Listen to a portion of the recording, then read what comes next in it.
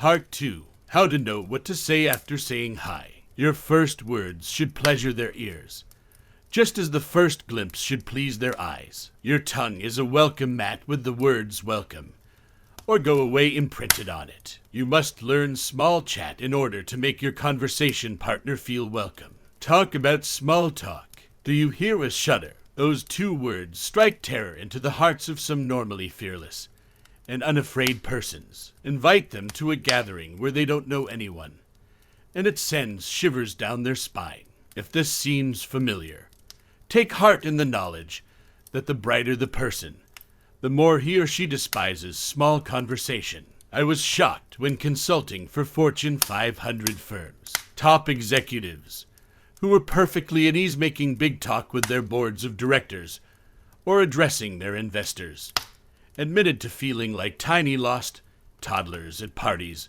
when the prater was less than prodigious. Small talk detractors will find solace in the knowledge that you are in the company of celebrities. Small talk anxiety and stage fright are the same issue. The butterflies you get when you're in a room full of strangers flutter around the stomachs of outstanding performers. Pablo Casals claimed to have suffered from stage fright his entire life. Carly Simon's live performances were impacted as a result. A friend of mine who worked with Neil Diamond told me that he insisted on having the words to song Sun Blue, a song he'd been singing for 40 years, printed on his teleprompter. Should dread freeze him into forgetting? Is small talk phobia treatable? Scientists believe that one day communications phobias may be treated with medications. They're already testing Prozac on people to see if it can change their personality. Some, though, are concerned about the potentially disastrous side consequences. The good news is that when humans think and experience particular emotions, such as confidence, that they have specific techniques to fall back on. The brain produces its own antidotes if aversion to small talk is the disease.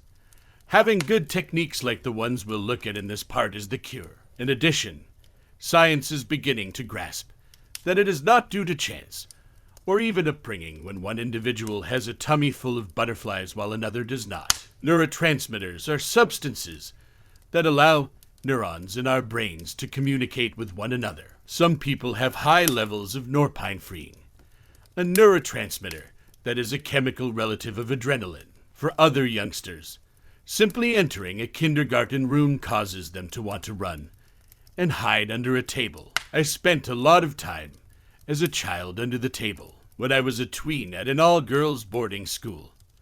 Every time I had to converse with a boy, my legs turned to linguine. I had to invite a boy to our school prom when I was in 7th grade. The entire group of male dancers resided in the dormitories of our sister institution, and I only knew one of the locals, Eugene. Eugene and I had met the year before at summer camp. I summoned all of my confidence and dialed his number. I started getting sweaty hands 2 weeks before the dance. I canceled the call. Rapid Heartbeat had set up a week previously. I ended the call at 45. How to know what to say after you say hello. Finally, 3 days before the big party, it got impossible to breathe. Time was ticking away. I reasoned that reading from a script would make the important moment go more smoothly. I jotted down the following.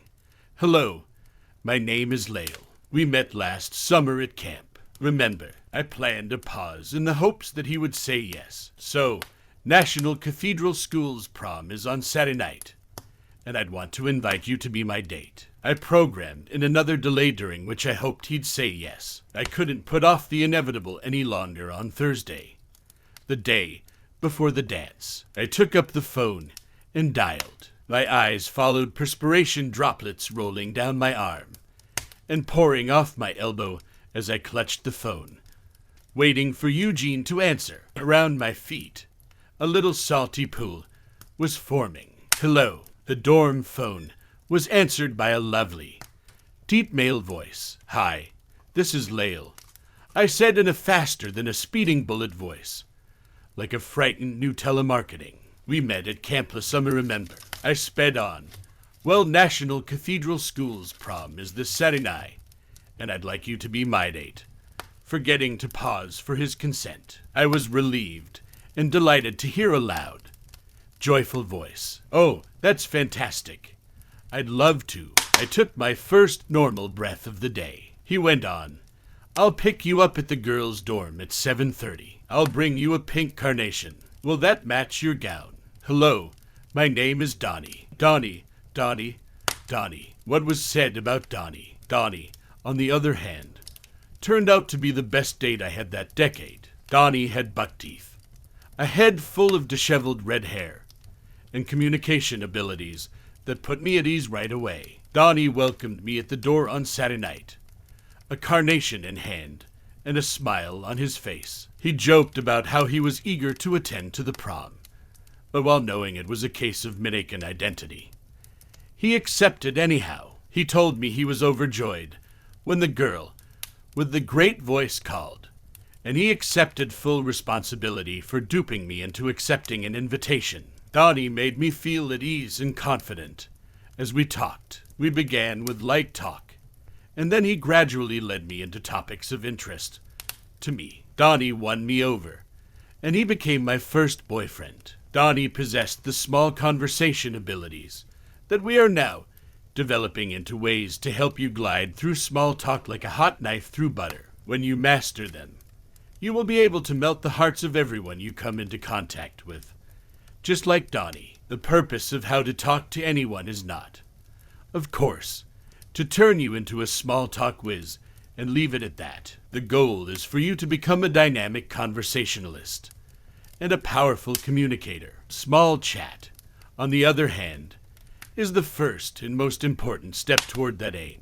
How to begin making great small talk. You've been there before. You meet someone at a party or a business meeting. You shake hands, your eyes contact, and then your entire body of information evaporates, and your thinking processes come to a halt. You look for a conversation starter to fill the awkward quiet. If everything else fails, your new acquaintance walks away in the direction of the cheese tray. We want the first words out of our mouths to be bright, witty, and intelligent. We want our listeners to recognize how captivating we are right away. I once attended a party where everyone was brilliant, smart, clever, and compelling. It drove me insane since most of these people thought they had to prove it in their first 10 words or less. Several years ago, the Mensa organization requested me to be a keynote speaker at their annual convention.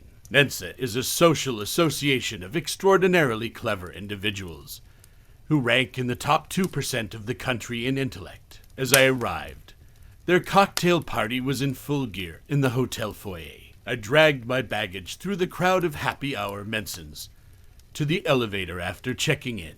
I got into an elevator full with partygoers once the doors separated. The elevator gave several sleepy jerks as we began our ascent to our various floors. In reaction to the elevator's sluggishness, I said, the elevator looks a little flaky. Suddenly, each elevator occupant leaped forth with a booming explanation, feeling forced to demonstrate his or her 132-plus IQ. One announced that it has visibly bad rail guide alignment. Another person stated that the relay contact was not made up. I felt like a grasshopper imprisoned in a stereo speaker all of a sudden. I couldn't wait to get away from the mental giant's attack. After that, in the seclusion of my chamber, I meditated about the Mensans' answers and concluded that they were, indeed, intriguing. So, why did I have a negative reaction? It was too much, too soon. I knew. I was exhausted.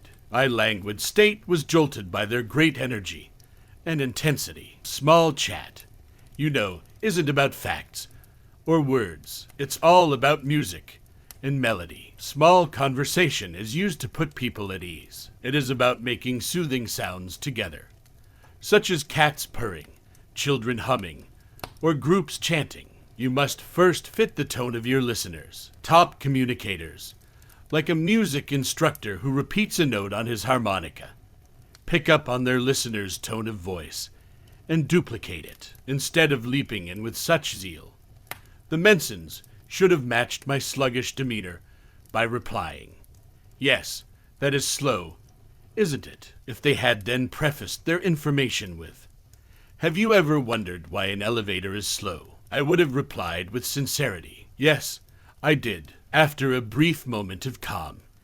I would have welcomed their explanations regarding the rail guard alignment, or whatever it was, and friendships may have formed. I'm sure you've experienced the rage of a mood mismatch. Have you ever been relaxed when an overly eager, hot-breathed coworker starts bombarding you with questions? Or, conversely, you're late and racing to a meeting when an associate stops you and begins delivering a long, rambling anecdote. You don't want to hear the story right now, no matter how entertaining it is. Matching your listener's mood, even if only for a sentence or two, is the first step towards initiating a discussion without strangling it. Think music, not words, when it comes to small conversation. Is your leitena allegro or adagio? Match the tempo. Make a mood match is what I call it. Matching their mood can make or break the sale. Matching consumers' moods is critical for salesmen. I decided to host a surprise party for my best friend Stella a few years ago. It was going to be a triple whammy party because she was celebrating 3 events. 1, it was Stella's birthday. 2, she was freshly engaged. Stella, on the other hand, had recently landed her ideal job. She'd been my best friend since elementary school, and I was flying on air at her birthday engagement congratulations event. I'd heard that one of the top French restaurants in town has a nice rear area for gatherings. I drifted joyfully into the restaurant around 5 p.m. one afternoon and found the seated maitre d' languidly poring over his reservation book. I started talking excitedly about Stella's triple whammy party and requested to visit the amazing back room I'd heard so much about. He said, "The room is in the back," without smiling or moving a muscle. "You're welcome to go see it. Crash. What a jerk. His depressed demeanor sapped all of my party spirit, and I no longer wanted to rent his stupid apartment. He lost the rental before I even looked at the room. I left his restaurant vowing to locate a place where the management would at least pretend to share the delight of the wonderful event. Every mother intuitively understands this. Mama doesn't simply shake her finger and say, "Quiet down," to a sobbing infant. No, Mama takes the infant in her arms. Mama cries, "Ooh, ooh, oh," sympathetically matching the baby's anguish for a few moments. Mama then gradually transitions the two of them into hush-hush joy. How to begin making excellent small talk 49 sounds. Your listeners are all big babies. Match their mood if you want them to stop sobbing, start shopping, or otherwise come around to your point of view. Make a mood match. Take a sound sample of your listener before opening your mouth to determine his or her mental condition. Take a psychological image of your listener's expression to assess if he or she appears buoyant, bored, or blitzed. If you ever want to pull others around to your point of view, you must match their mood and voice tone, even if only for a brief while. How to sound like you've got a super personality, no matter what you're saying. I once saw a man at a party who was surrounded by a fan club of devoted listeners. The man was smiling, gesticulating, and clearly engaging his audience. I went over to listen to this fascinating speaker. I joined his mob of admirers and eavesdropped for a few moments. It suddenly dawned on me. The guy was saying the most basic things. His script was bland, drab, dull, but he was conveying his mundane observations with such passion that he had the group riveted. It convinced me that it is not so much what you say as it is how you say it. What should I say as my first line? When I meet new people, I am frequently asked this question, and I usually offer the same explanation that a woman who used to work in my office always gave me. Dottie frequently stayed at her desk to work through lunch. As I was heading for the sandwich shop, I'd ask her, "Hey Dottie, what can I bring you back for lunch?" Dottie, attempting to be accommodating, would say, "Oh, anything is good with me." "No, Dottie," I wanted to shout. "Tell me what you desire." ham and cheese on rye, bologna on whole wheat, no mayo, peanut butter, and jelly with sliced bananas. Be specific. Everything is a headache, regardless of how frustrating it is. My response to the opening line inquiry is anything, because practically anything you say is okay as long as it puts people at ease and seems impassioned. How can you put them at ease? By convincing them that they are fine and that the two of you are comparable. When you do this, you break down barriers of fear, suspicion, and mistrust. Why Banal Thornton's a bond? Samuel I. Hayakawa was a Japanese-American college president, U.S. senator, and skilled linguistic analyst. He gives us this story to demonstrate the importance of, as he puts it, unoriginal remarks. 11. In early 1943, following the attack on Pearl Harbor, and amid reports of Japanese spies, Hayakawa was forced to wait for many hours in a railroad station in Oshkosh, Wisconsin. Others in the station were looking at him suspiciously. They were concerned about his presence due of the war. He subsequently wrote, "One couple with a tiny child was watching with special unease and speaking to each other." So, what did Hayakawa do? He made unoriginal remarks to put them at ease. He said to his husband that it was unfortunate that the train was running late on such a cold night. The man agreed. Hayakawa continued, "I went on to remark that it must be especially difficult to travel with a small child in winter when train timetables are so unclear." Again, the husband agreed. I then inquired about the child's age and commented that their child appeared to be quite large. "How to sound like you've got a super personality. He's 53 years old and in good shape for his age." Again, agreement, this time with a small smile. The tension had dissipated. After 2 or 3 more interactions, the man questioned Hayakawa, "I hope you don't mind my bringing it up, but you're Japanese, aren't you? Do you believe the Japanese have a chance of winning this war?" Hayakawa said, "Your guess is as good as mine. I only know what I've read in the newspaper. But, to be honest, I don't see how the Japanese, with their lack of coal, steel, and oil, can ever beat a heavily industrialized nation like the United States." Hayakawa went on to say, "My remark was neither original nor well informed. Hundreds of radio commentators were saying substantially the same thing throughout those weeks. However, because they were, the remark sounded familiar and was on the right side, making it easy to agree with what appeared to be real relief.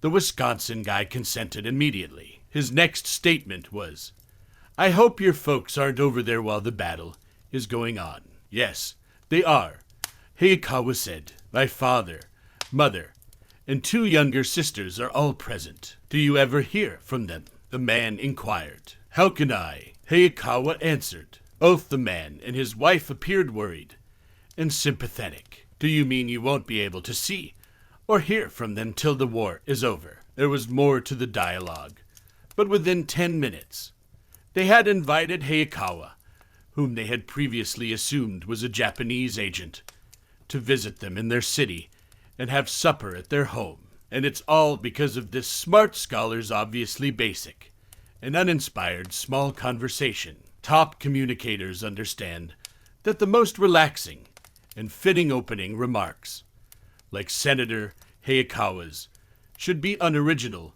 even bland, but not indifferent. Hayakawa delivered his words with sincerity and emotion, ascension from banality. It is not necessary, of course, to stick to commonplace observations. If you notice your company displaying brilliance or wit, you match it. The discourse then progresses naturally and compatibly. Don't rush things, or you'll come across as arrogant, like the Mensons. The bottom line on your first words is to have the courage of your own triteness. Because, remember, people pay more attention to your tone than to your text. Except for Liverwurst. Back to Dottie, who was at her desk waiting for her sandwich. As I walked out the door, scratching my head, thinking what to get her, she'd call after me anything. Except liverwurst. She'd say, "Thank you, Dottie. It was a little assistance. Here's my everything." Except liverwurst on small chat. Anything you say is fine as long as it is not whining, disrespectful, or vulgar. Technique number 11, prosaic with passion. Concerned about your first words. Fear not, because 80% of your listeners' impressions have nothing to do with your words. Almost everything you say at first is fine, whatever the text. An empathic mood, a pleasant manner, and passionate delivery make you sound fascinating. How to sound like you have a super personality 55. Unpleasant. If the first words out of your mouth are a complaint, BLAM, you are labeled as a complainer. Why? Because that complaint represents your new acquaintance's complete impression of you thus far. You could be the happiest Pollyanna ever, but how would they know? You're a griper if your first comment is a complaint. You're a creep if your first words are impolite. If your first words are unpleasant, you're a jerk. Open and close. Aside from these gloomy characters, anything goes. Ask them where they're from, how they know the host of the party, where they got the wonderful suit they're wearing, and hundreds of other questions. The trick is to ask your mundane inquiry with passion in order to get the other person talking. Still nervous about approaching strangers? Let's take a brief detour on our way to meaningful communication. I'll show you 3 short tactics for meeting people at parties, followed by 9 more for making small chat that isn't so tiny. How to make people want to talk to you. Singles who are adept at meeting potential sweethearts without the assistance of an introduction. In the vernacular, making a pickup have evolved a deliciously diabolical strategy that works equally well for social or corporate networking objectives. The technique takes no particular expertise on your side, simply the confidence to wear a simple visual object known as a what's-it. What exactly is a what's-it? A what's-it is something out of the ordinary that you wear or carry a one-of-a-kind pin, an intriguing purse, an odd tie, or an entertaining hat. A what's-it is any object that catches people's attention and makes them want to approach you and inquire, what's that? Your what's-it might be as subtle or as obvious as your personality and the situation allow. I wear an old set of spectacles that resembles a double monocle around my neck. At a party, the curious have frequently approached me and inquired, "What's it?" I explain that it's a lorgnette left to me by my grandmother, which, of course, opens the door to a discussion on loathing of spectacles, aging eyes, love or loss of grandmothers, adoration of antique jewelry, and whatever else the inquisitor wants to take it. Perhaps you have unintentionally fallen victim to this soon-to-be legendary tactic. Have you ever noticed how to make people want to start a conversation with you at a gathering? You 57. Is there anyone you'd like to talk to? And you've worked your brains out to come up with a reason to make the approach. What a treat it was to learn that he or she was wearing something strange, wild, or wonderful that you could comment on. What's it way to fall in love? Your what's it is a useful social tool, whether you're looking for business incentives or a new romance. Alexander, one of my friends, always carries Greek anxiety beads with him. He is unconcerned. He knows that any lady who wants to chat to him will approach him and ask, "What's that?" Consider it, gentlemen. Assume you're at a party. Across the room, an attractive woman notices you. She wants to talk to you, but she thinks to herself, "Well, mister, you're attractive, but what can I say to you? You just don't have any what's-it." You, too, can be a what's-it seeker. Similarly, practice studying the clothing of persons you want to approach. Why not indicate your interest in the tycoon's vest pocket, the brooch on the rich divorcee's bosom, or the school ring on the finger of the CEO whose firm you want to work for? You think the big spender who may buy 100 of your widgets has a little golf club lapel pin. Excuse me, but I couldn't help but notice your lovely lapel pin. Do you play golf? And the same way, what kinds of courses have you played? Your business cards and what's it are essential socializing tools. Whether you're in the elevator, climbing the stairs, or making your way to the party, make sure your what's it is visible to all. Method number 12.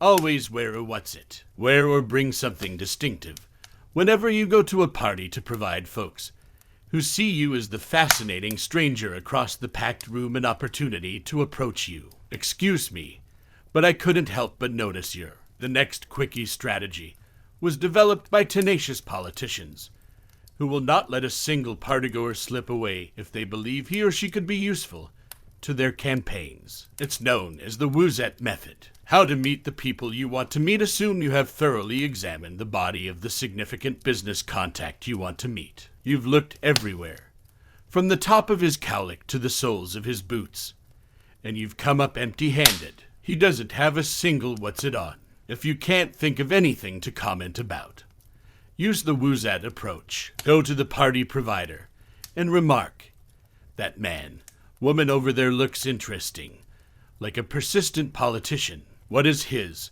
her name?" And request an introduction. Don't be a jerk. The host will be glad that you found one of the visitors fascinating. If, on the other hand, you are unwilling to separate the party host from his or her other guests, you can still execute Woozette. Don't request a formal introduction this time. Simply ask the party giver for just enough information to get you started. Discover the stranger's employment, interests, and hobbies. Assume the host says, "Oh, that's Joe Smith. I'm not sure what his work is, but I know he enjoys skiing." You've just been given the perfect icebreaker. You're making a beeline towards Joe Smith now. "Hello, aren't you Joe Smith? Susan was just telling me how good of a skier you are. Where do you go skiing?" You get the picture. Woozette technique number 13. Woozette is the most effective, yet rarely used, by politicians meeting people device ever devised. Simply ask the host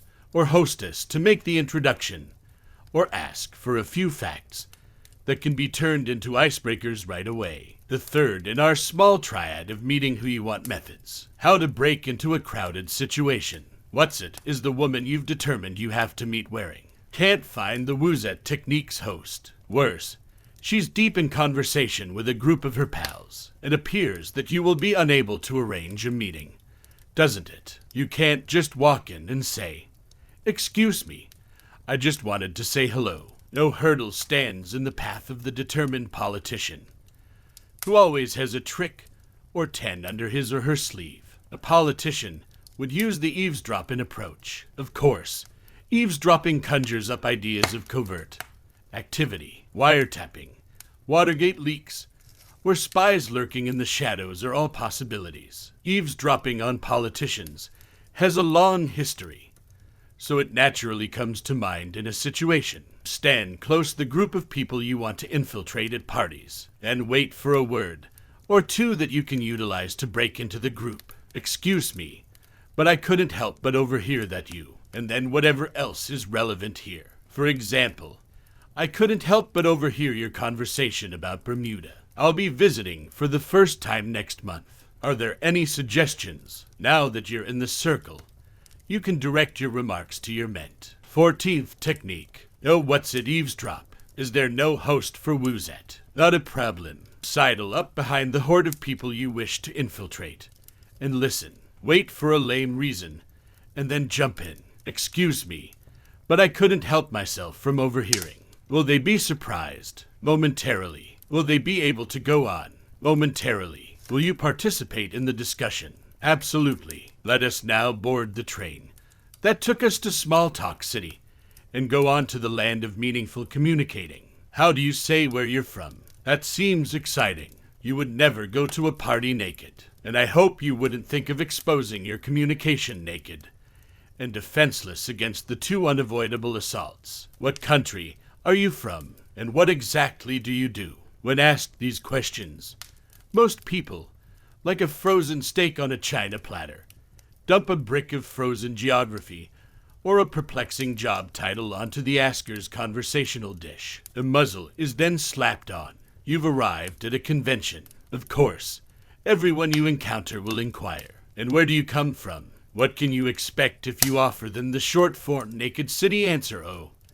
I'm from Muscatine, Iowa, or Millinocket, Maine, Winnemucca, Nevada, or someplace else they haven't heard of, even if you're a pretty big city slicker from Denver, Colorado, Detroit, Michigan, or San Diego, California.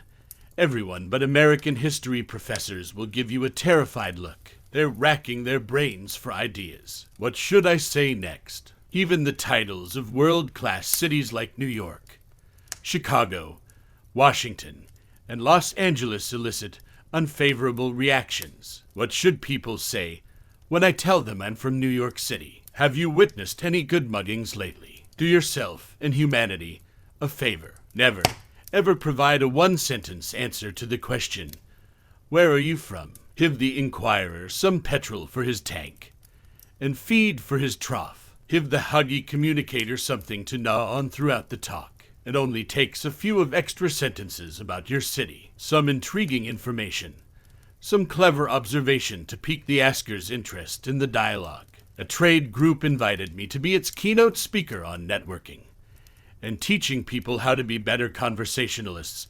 A few months ago, just before my address, I was introduced to Mrs. Devlin, the association's president. How are you doing? She inquired. How are you doing? I responded. Mrs. Devlin then grinned, eagerly anticipating a taste of my exciting conversational expertise. I inquired as to her origins. She slid a frozen Columbus, Ohio, and a big waiting grin onto my plate. I had to swiftly defrost her response into palatable discourse. My thoughts churned into action. Lales pondered Pattern, Columbus, Ohio, gulp. I've never been there before.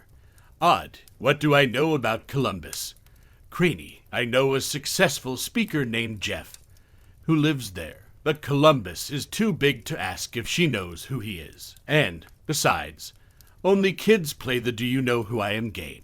My frantic silent search went on. I believe it was named after Christopher Columbus, but I'm not certain, so I'll keep my mouth shut on that one. 4 or 5 other ideas raced through my head, but I dismissed them all as too obvious, too adolescent, or too bizarre. Mrs. Devlin was still standing there with a slowly dissipating smile on her face, and I realized seconds had passed. She was waiting for me, the expert who was supposed to teach her trade association lessons on scintillating communication in an hour, to speak words of wit or wisdom. Oh, Columbus, what a pity, I mumbled in desperation, as I watched her face take on the worried expression of a patient being asked by the surgeon, knife poised in hand, where's your appendix? How do you say where you're from? 65 sounds exciting.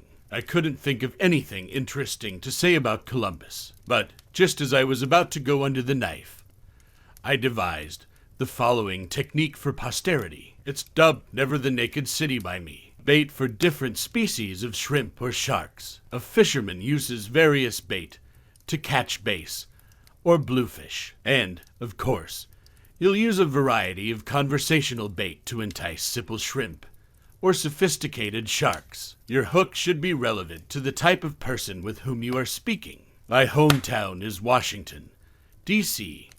If someone asked me where I was from in an art gallery, I might say Washington, D.C., which was designed by the same city planner who designed Paris. This opens up the conversation to the artistry of city planning. Paris, other city plans, European travel, and so on. I'd choose a different answer at a single social gathering. I'm originally from Washington, D.C.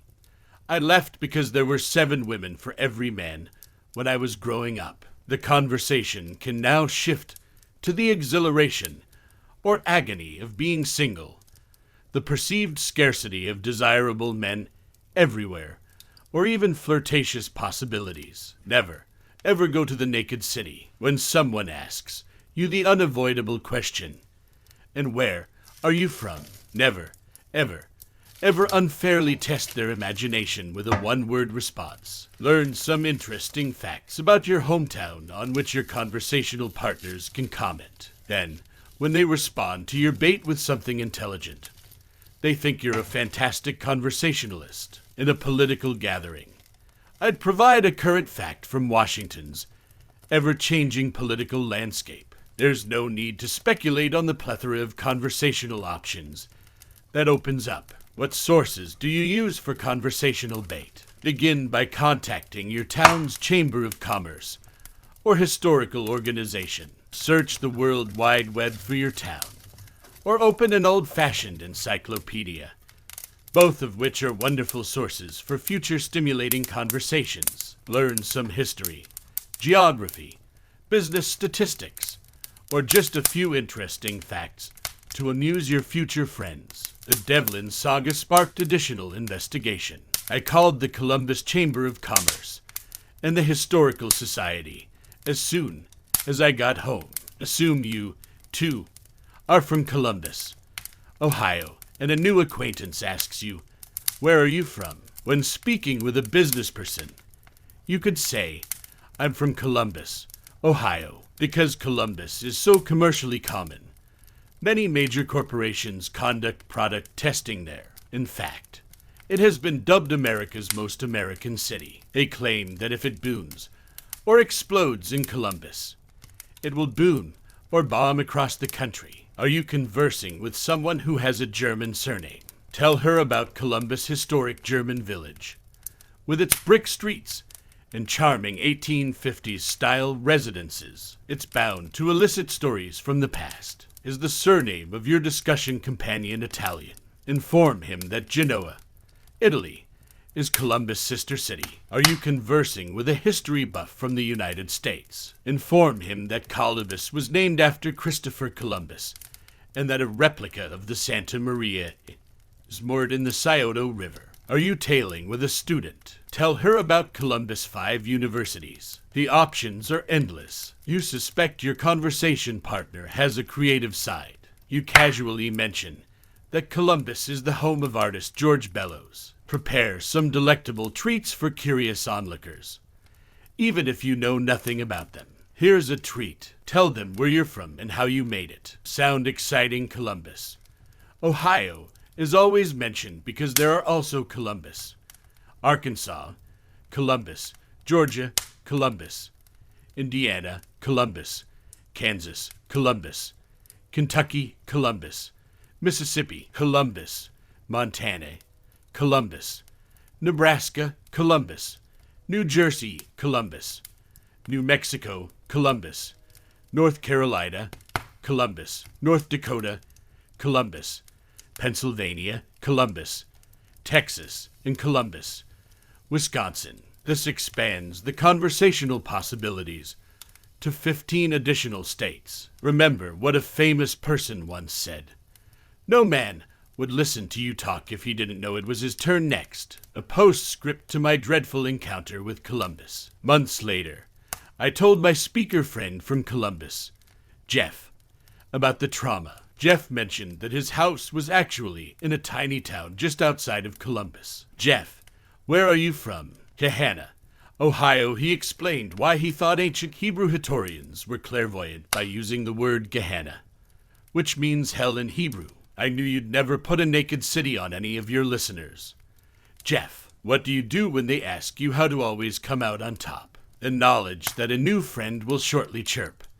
"And what do you do?" comes in third place only to death and taxes. Is it appropriate for them to ask that question? Pick up that thorny thorn afterwards. For the time being, these few defense moves will help you maintain your stellar communicator credentials when confronted with the inevitable question. First, don't respond to the asker's hurried inquiry with a short shrift answer, as never the naked city did, when you only say your title. "I'm an actuary, an auditor, an author, an astrophysicist." You leave the poor fish floundering on the deck. Have mercy on him or her so that he or she does not feel like a nincompoop outsider asking, "What type of actuating, auditing, authoring, or astrophysizing do you do?" You're a lawyer, Don't leave it up to laypeople to figure out what you're up to. Make it a living thing. Tell a short story that your conversation partner can understand. For example, if you're talking to a young mother, tell her you're an attorney. Our firm specializes on labor and employment law. In reality, I'm currently participating in a case in which what do you do when they ask you how to always come out on top? 69. Technique number 16. Never perform the naked job when faced with the unavoidable. And what do you do if you think I'm an economist? Educator, engineer, is providing enough information to spark a decent conversation to someone who isn't an economist. Teacher, or engineer, you might as well say I'm a paleontologist. Psychoanalyst, pornographer, make it a living thing. Serve up some delectable details about your job for new pals to savor. Otherwise, they'll quickly excuse themselves, preferring to eat their snacks off the cheese tray. The company actually fired a lady for taking unpaid maternity leave because it was medically necessary. That is something every mother can relate to. Are you speaking with a business owner? Assume I'm a lawyer. Our firm specializes on labor and employment law. My current case involves an employer being sued by one of her employees for asking personal questions during the initial employment interview. That is something that every business owner can relate to. Naked job flashers bring back painful memories. I still have unpleasant memories of being speechless when confronted with nude job flashers. As an example, once at a dinner gathering, a man said to me, "I'm a nuclear physicist. My flaws, that must have been interesting to him," reducing me to a thought molecule in his eyes. The guy on the opposite side of me said, "I'm an industrial abrasives," and then stopped, hoping for me to be impressed. Well, golly. You'd have to be a shrewd character judge to work in industrial abrasives, which didn't fly either. The rest of the lunch was spent in silence by the three of us. Just last month, a new acquaintance boasted, "I'm going to teach Tibetan Buddhism at Truckee Meadows Community College," and then went silent. I knew more about Tibetan Buddhism than I did about Truckee Meadows. Give folks mouth-to-ear resuscitation whenever they ask what you do so they can catch their breath and say something. How to introduce people, such as the host, S to the most. ESD, it is critical to support newlyweds during their initial apprehensive moments. Susan, I'd like to introduce you to John Smith. My name is Susan Jones, and I'm writing to introduce myself to you. What do you think John and Susan will say? Smith, that's S-M-I-T-H, isn't it? Susan, golly, that's an odd name. Nice try, forget it. Don't blame John or Susan if they're less than enthralling. The fault lies with the individual who introduced the two in the way that most people do, with naked names. They sent a line out with no bait for folks to sink their teeth into. Big winners may not talk much, yet chatter never dies in their presence. They ensure it using tactics such as the never the naked introduction. When they introduce people, they acquire an insurance coverage with a few simple add-ons. I'd like you to meet John. Susan, we went on a vacation on John's yacht last summer. This is Susan Smith.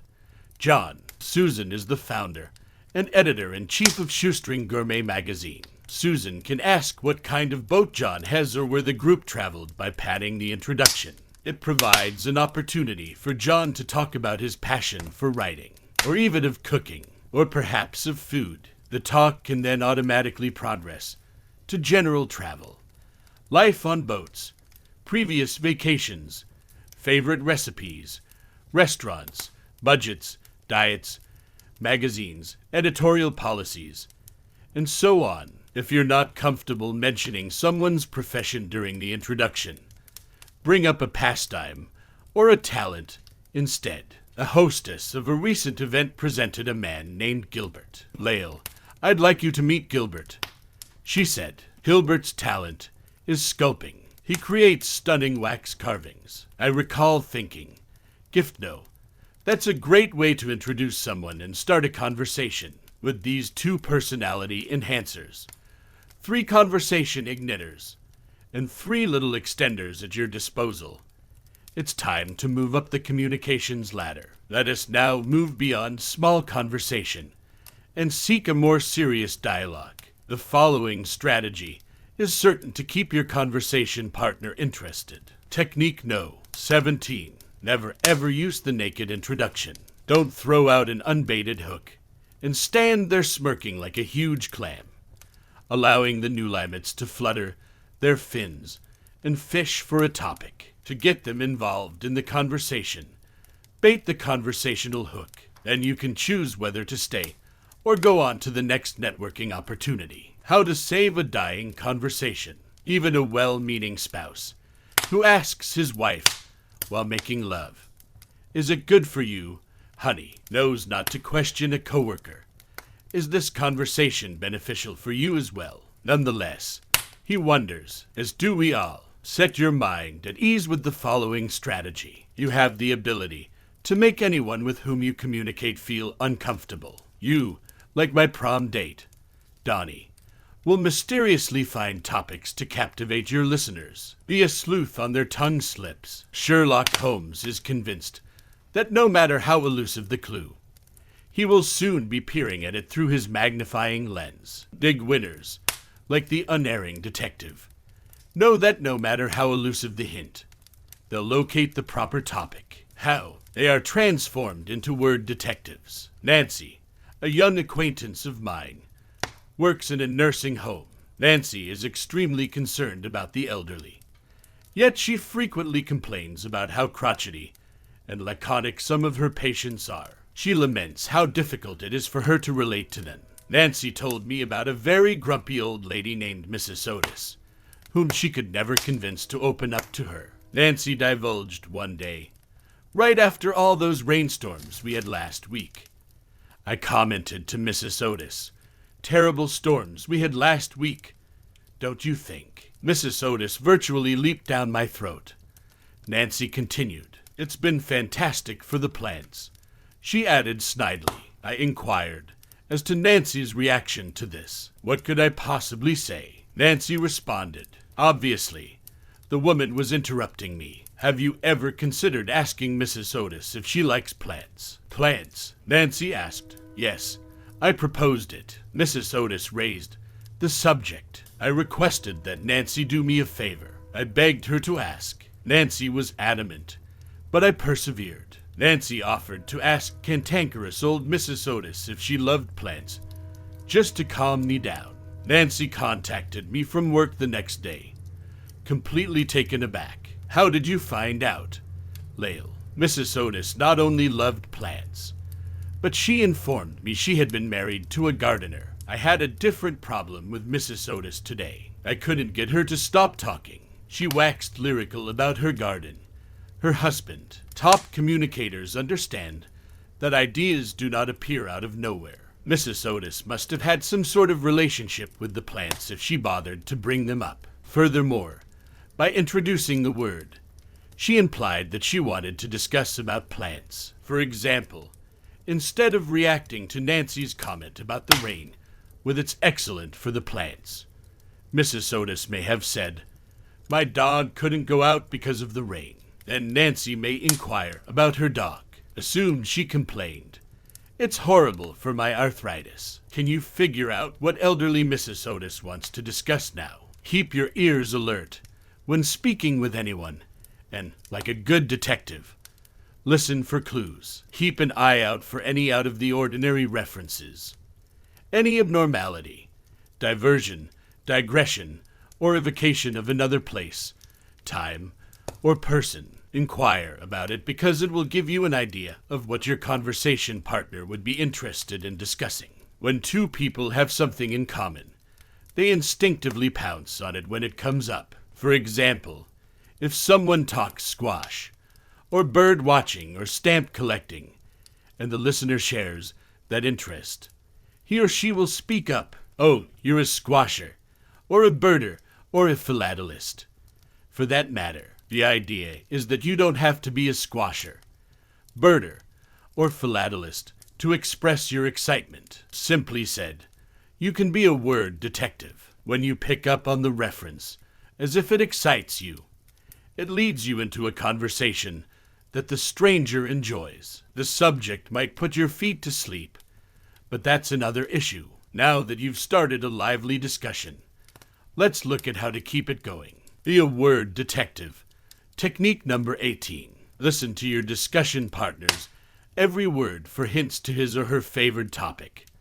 Much like a smart detective, the evidence will eventually come to light. Then, like a sleuth on a slip of the tongue, jump on that issue. You, like Sherlock Holmes, have a clue to the topic that is heated for the other person. How to enthrall them with your topic then. A girlfriend and I went to a party a few years back that was overrun with swelligant people. Everyone we met seemed to live a good life. After the party, I asked my friend Diane, of all the exciting people at the party, who did you enjoy talking to the most? Dan Smith, by far, she said without hesitation. What exactly does Dan do? I inquired of her. She said, well, I'm not sure. What is his address? Diane said, I'm not sure. So, what exactly is he interested in?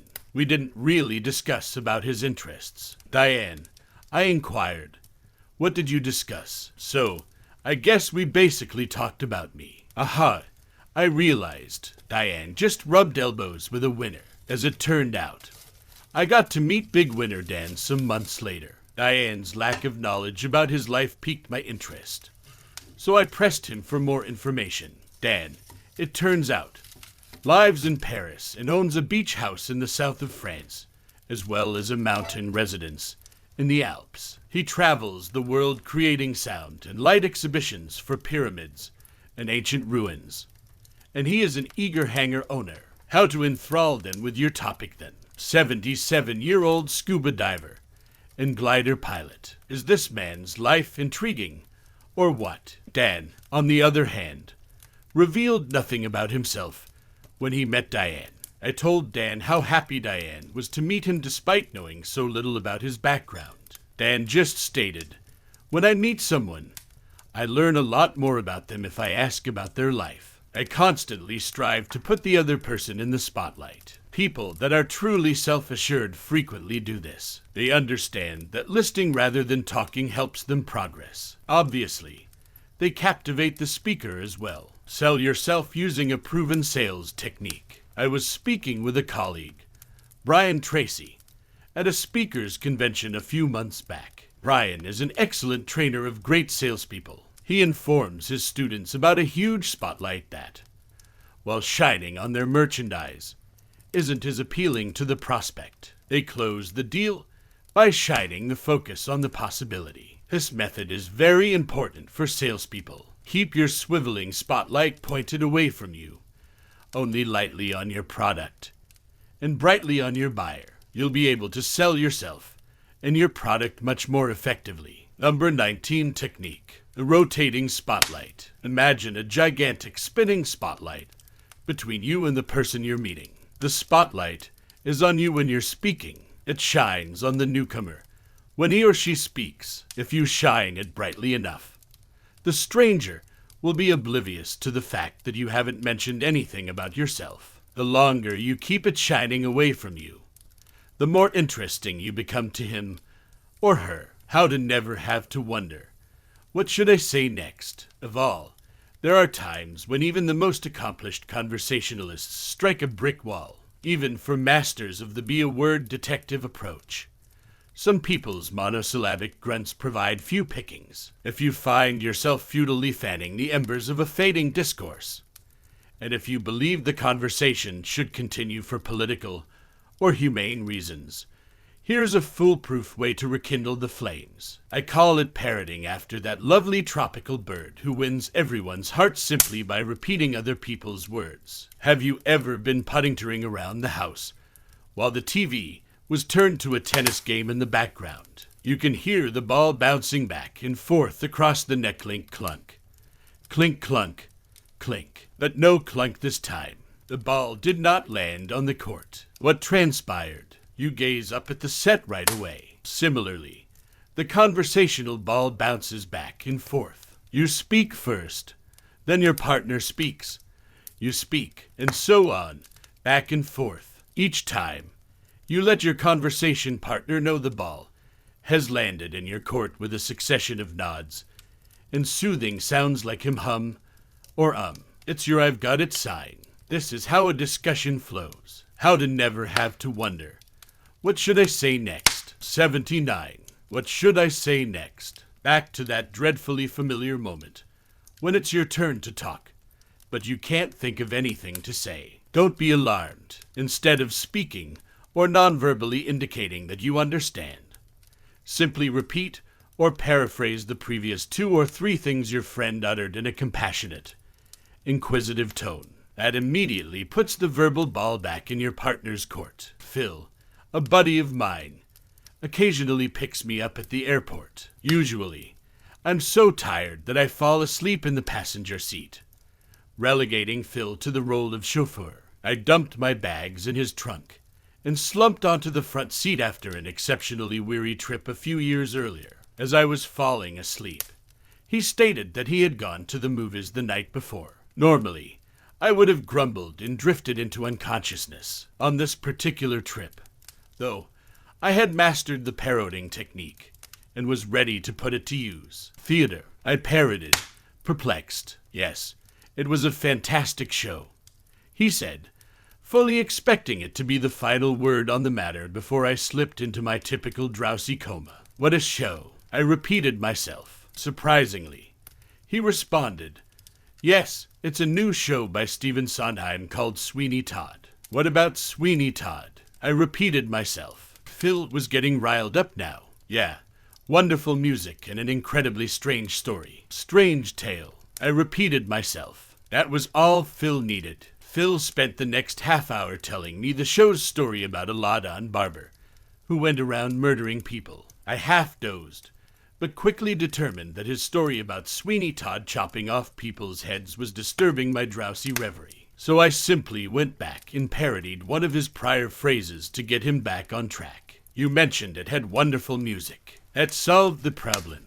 Phil played me Pretty Women, The Best Pies in Ladan, and other Sweeney Todd songs throughout the rest of the 45-minute drive to my house, which was much better accompaniment for my demi-nap. Phil, I'm sure, remembers that trip is one of the best chats we've ever had, and all I did was repeat a handful of his words. Why go on a wild goose chase for a customer's genuine issues, when parroting may easily shake them out of the trees? Making money by repeating yourself. Parroting is also a can opener for eliciting people's true feelings. Star salespeople utilize it to tap into their prospects' emotional desires, which they frequently do not articulate to themselves. My friend Paul, a used car salesperson, informed me that he attributes a recent sale of a Lamborghini to parroting. Paul was walking around the lot with a prospect and his wife, who had indicated interest in a practical vehicle.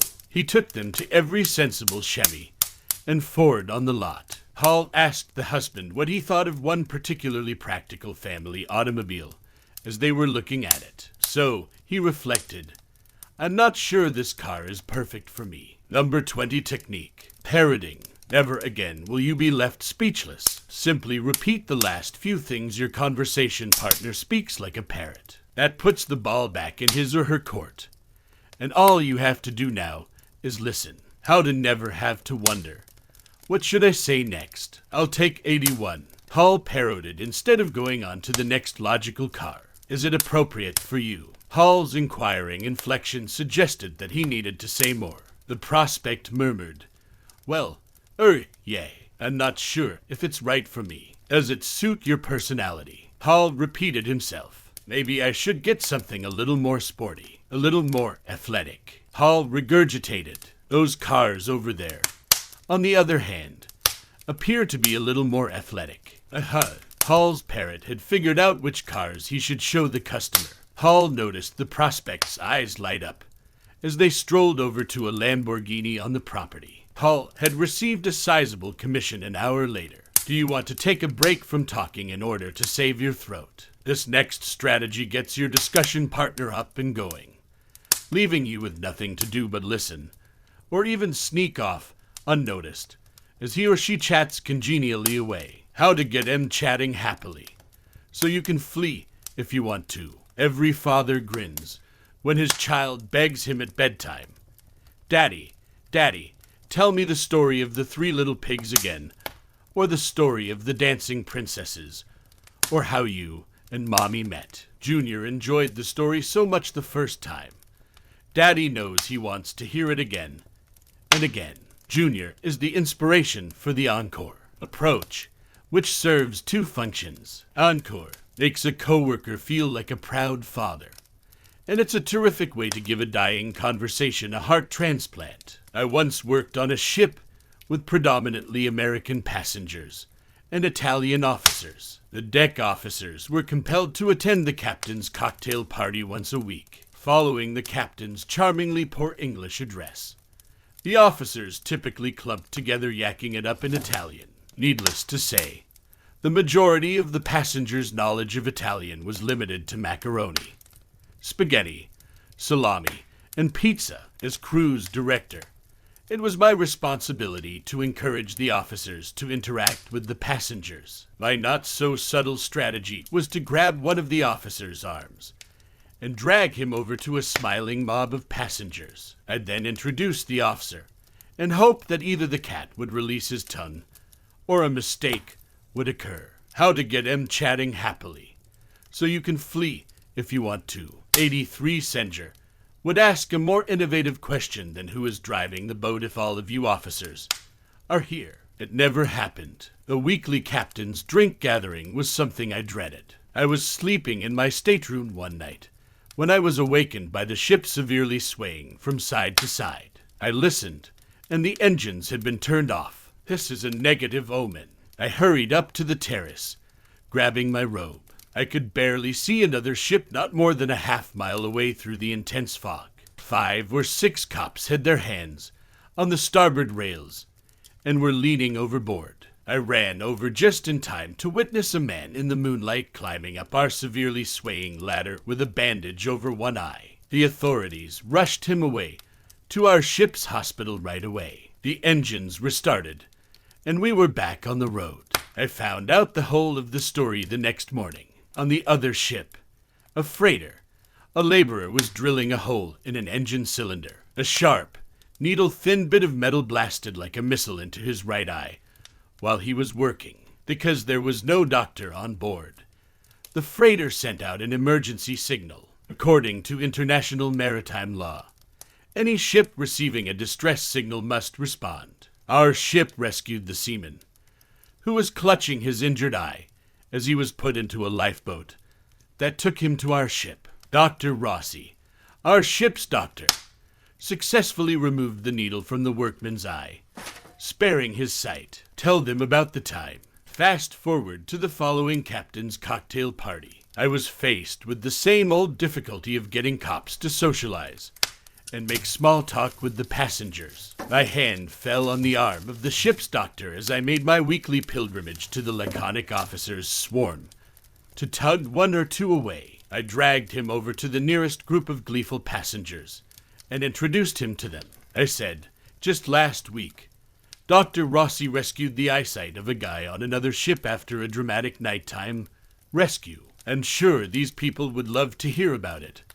Dr. Rossi. It was similar to a magic wand. To my astonishment, Dr. Rossi appeared to be instantly bestowed with angelic languages. His previously monosyllabic broken English was transformed into heavily accented eloquence. He told the full story to the swelling crowd of passengers who had gathered around him. I left the throng fascinated by Dr. Rossi to bring another cop over to an expectant audience. I grabbed the captain's stripe-covered arm and dragged him over to another group of delighted passengers, saying, Captain Kefiro, why don't you tell these people about your daring midnight rescue last week? Kefiros took off after the cat let go of his tongue, back into the crowd to find the first officer for the following group. I knew I'd found a winner by this point. Why don't you tell these people how you woke up the captain at midnight last week for the dramatic midnight rescue? By then,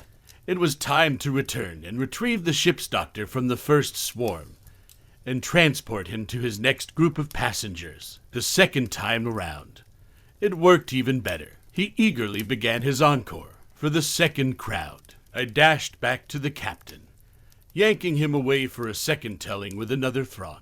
I felt like the juggler in the circus who keeps all the plates spinning on sticks. Just as I got one interaction going, I had to dash back to the first speaker to give him another chance in front of another crowd. For the rest of the season, the captain's cocktail parties were a breeze. Every voyage, the three officers relished relaying the same narrative of their courage to new people. The only issue was that the stories kept getting longer and more detailed. I had to tweak my timing in order to encourage them to repeat their performance for the next audience. How to get them chatting happily, so you can flee if you want to. 85. Sam, try it again. Encore is what adoring audiences yell when they want another song from the singer, another dance from the dancer, another poem from the poet, or, in my case, another story from the officers. Encore is a tactic for requesting a follow-up tale from a prospect, future employer, or valued acquaintance. While the two of you are conversing with a gathering of people, simply turn to him and say, "John, I'm sure everyone would like to hear about the time you caught that 30-pound striped fish." Or, "Susan, tell everyone about how you saved the kitten from the tree that you just told me." Of course, he or she will be polite. Insist your conversation partner is secretly enthralled with it. The underlying message of your request is, "That story of yours was so fantastic. I want my other friends to hear it." After all, only crowd pleasers are requested to return for an encore. Number 21 technique. Encore. Encore is the nicest sound a performer can hear rising from the applause. Encore. Let us hear it once more. When you're conversing with a bunch of people, the nicest sound your conversation partner can hear from your lips is tell them about the time you. When you're in a meeting or a party with someone significant to you, remember some of the stories he or she has told you. Choose a song from their repertoire that the audience will love. Then, by requesting a repeat performance, you can put yourself in the spotlight. The added benefit of this strategy is that once you get them engaged in their topic, you can slip away and find more engaging company. One word of caution: make sure the narrative you request highlights the teller. No one wants to talk about the time they lost a sale, cracked up the car, or broke up the bar and ended up in jail for the night. Make sure your requested encore is a happy story in which they are the main winner, not the clown.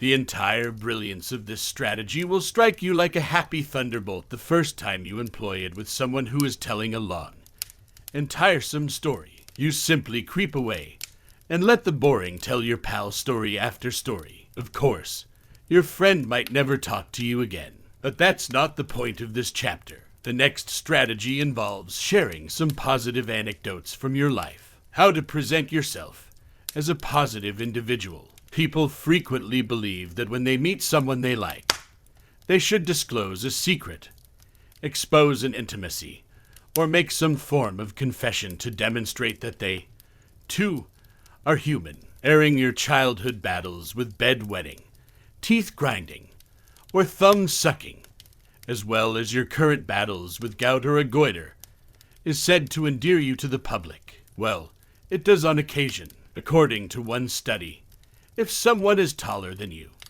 disclosing a flaw brings them closer to you. The holes in presidential candidate Adlai Stevenson's shoes enchanted a nation, as did George H.W. Bush's surprising admission that he couldn't stand broccoli. If you're on solid ground, say a celebrity who wants to make friends with a fan, go ahead and tell your fans about the time you were unemployed and poor. However, if you aren't a superstar, you should play it safe and keep the skeletons in the closet till later. People don't know you well enough to understand your flaw. Later in a relationship, telling your new acquaintance that you've been 3 times married, that you were caught shoplifting as a teenager, and that you were rejected down for a significant job may not be such a big deal. And that may be the end of what could be considered blemishes on an otherwise perfect life of good relationships.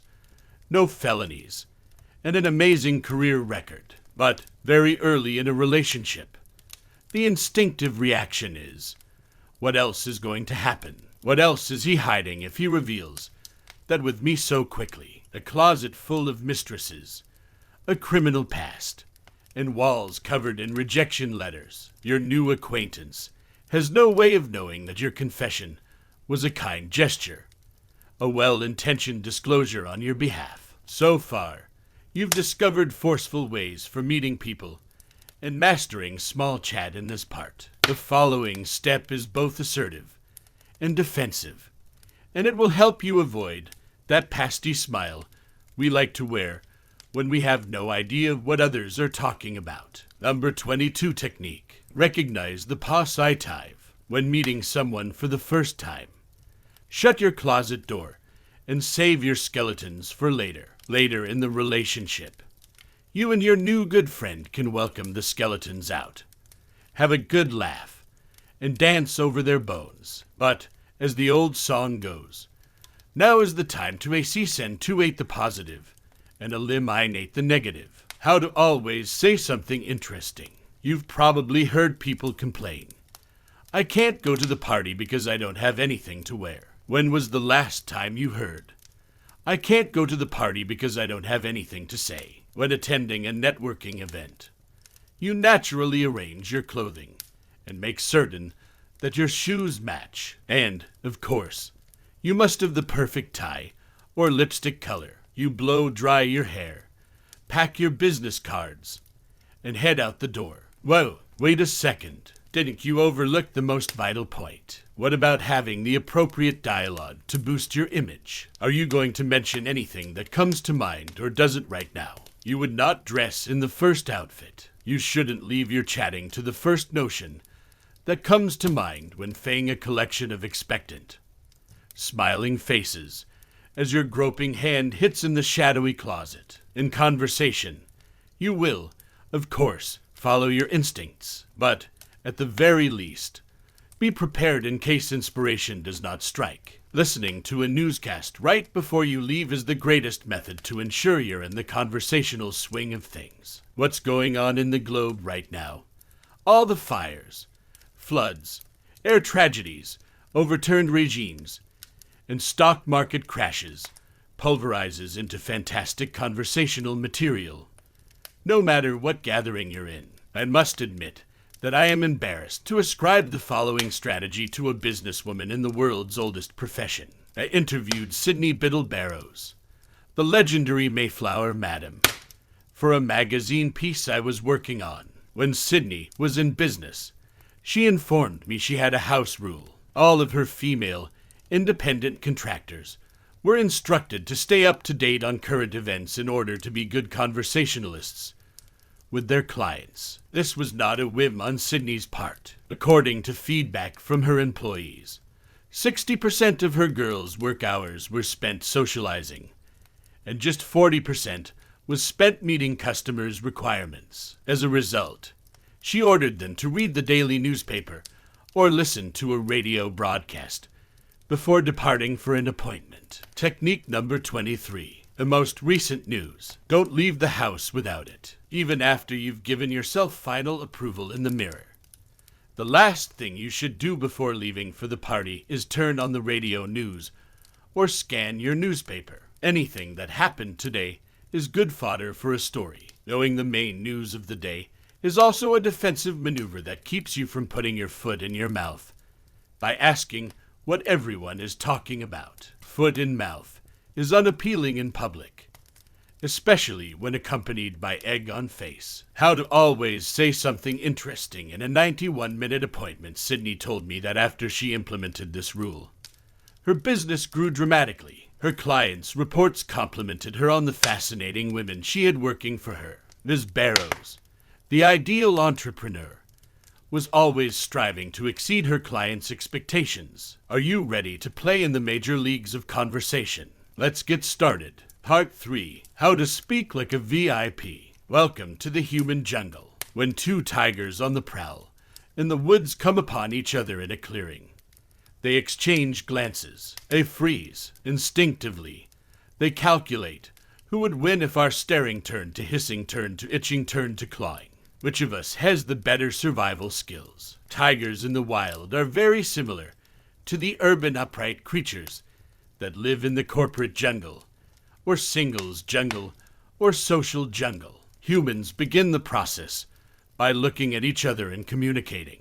In the corporate world, while smiling and saying how are you, hello, howdy, or hi, they are automatically, quickly eyeing each other up like tigers. They're not estimating the length of one another's claws, or the sharpness of their fangs. They're assessing each other on a weapon far more potent, in terms of survival, as they've defined it. Humans are evaluating each other's communication abilities. They may not know the titles of the initial research that proved it, but they perceive the truth.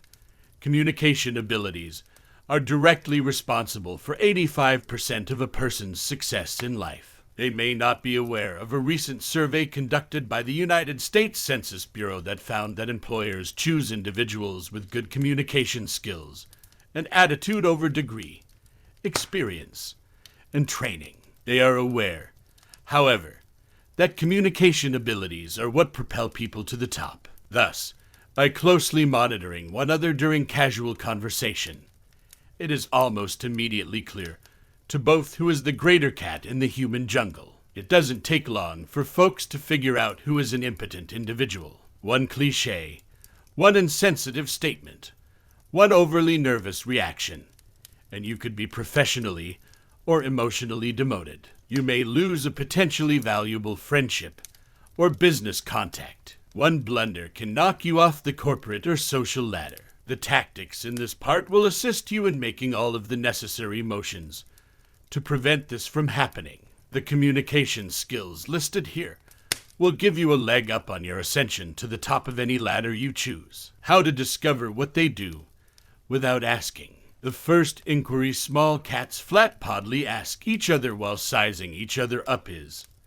"And what do you do?" "Him." And they huddle there, quivering their whiskers and twitching their noses, with an apparent, "I'm going to pass silent judgment on you when you respond" expression on their pusses. Big cats never directly ask, "What do you do?" Oh, they do find out, but in a much more subtle way. The big guys and large girls appear more principled, even spiritual, by not asking the question. After all, a man or woman is much more than his or her profession.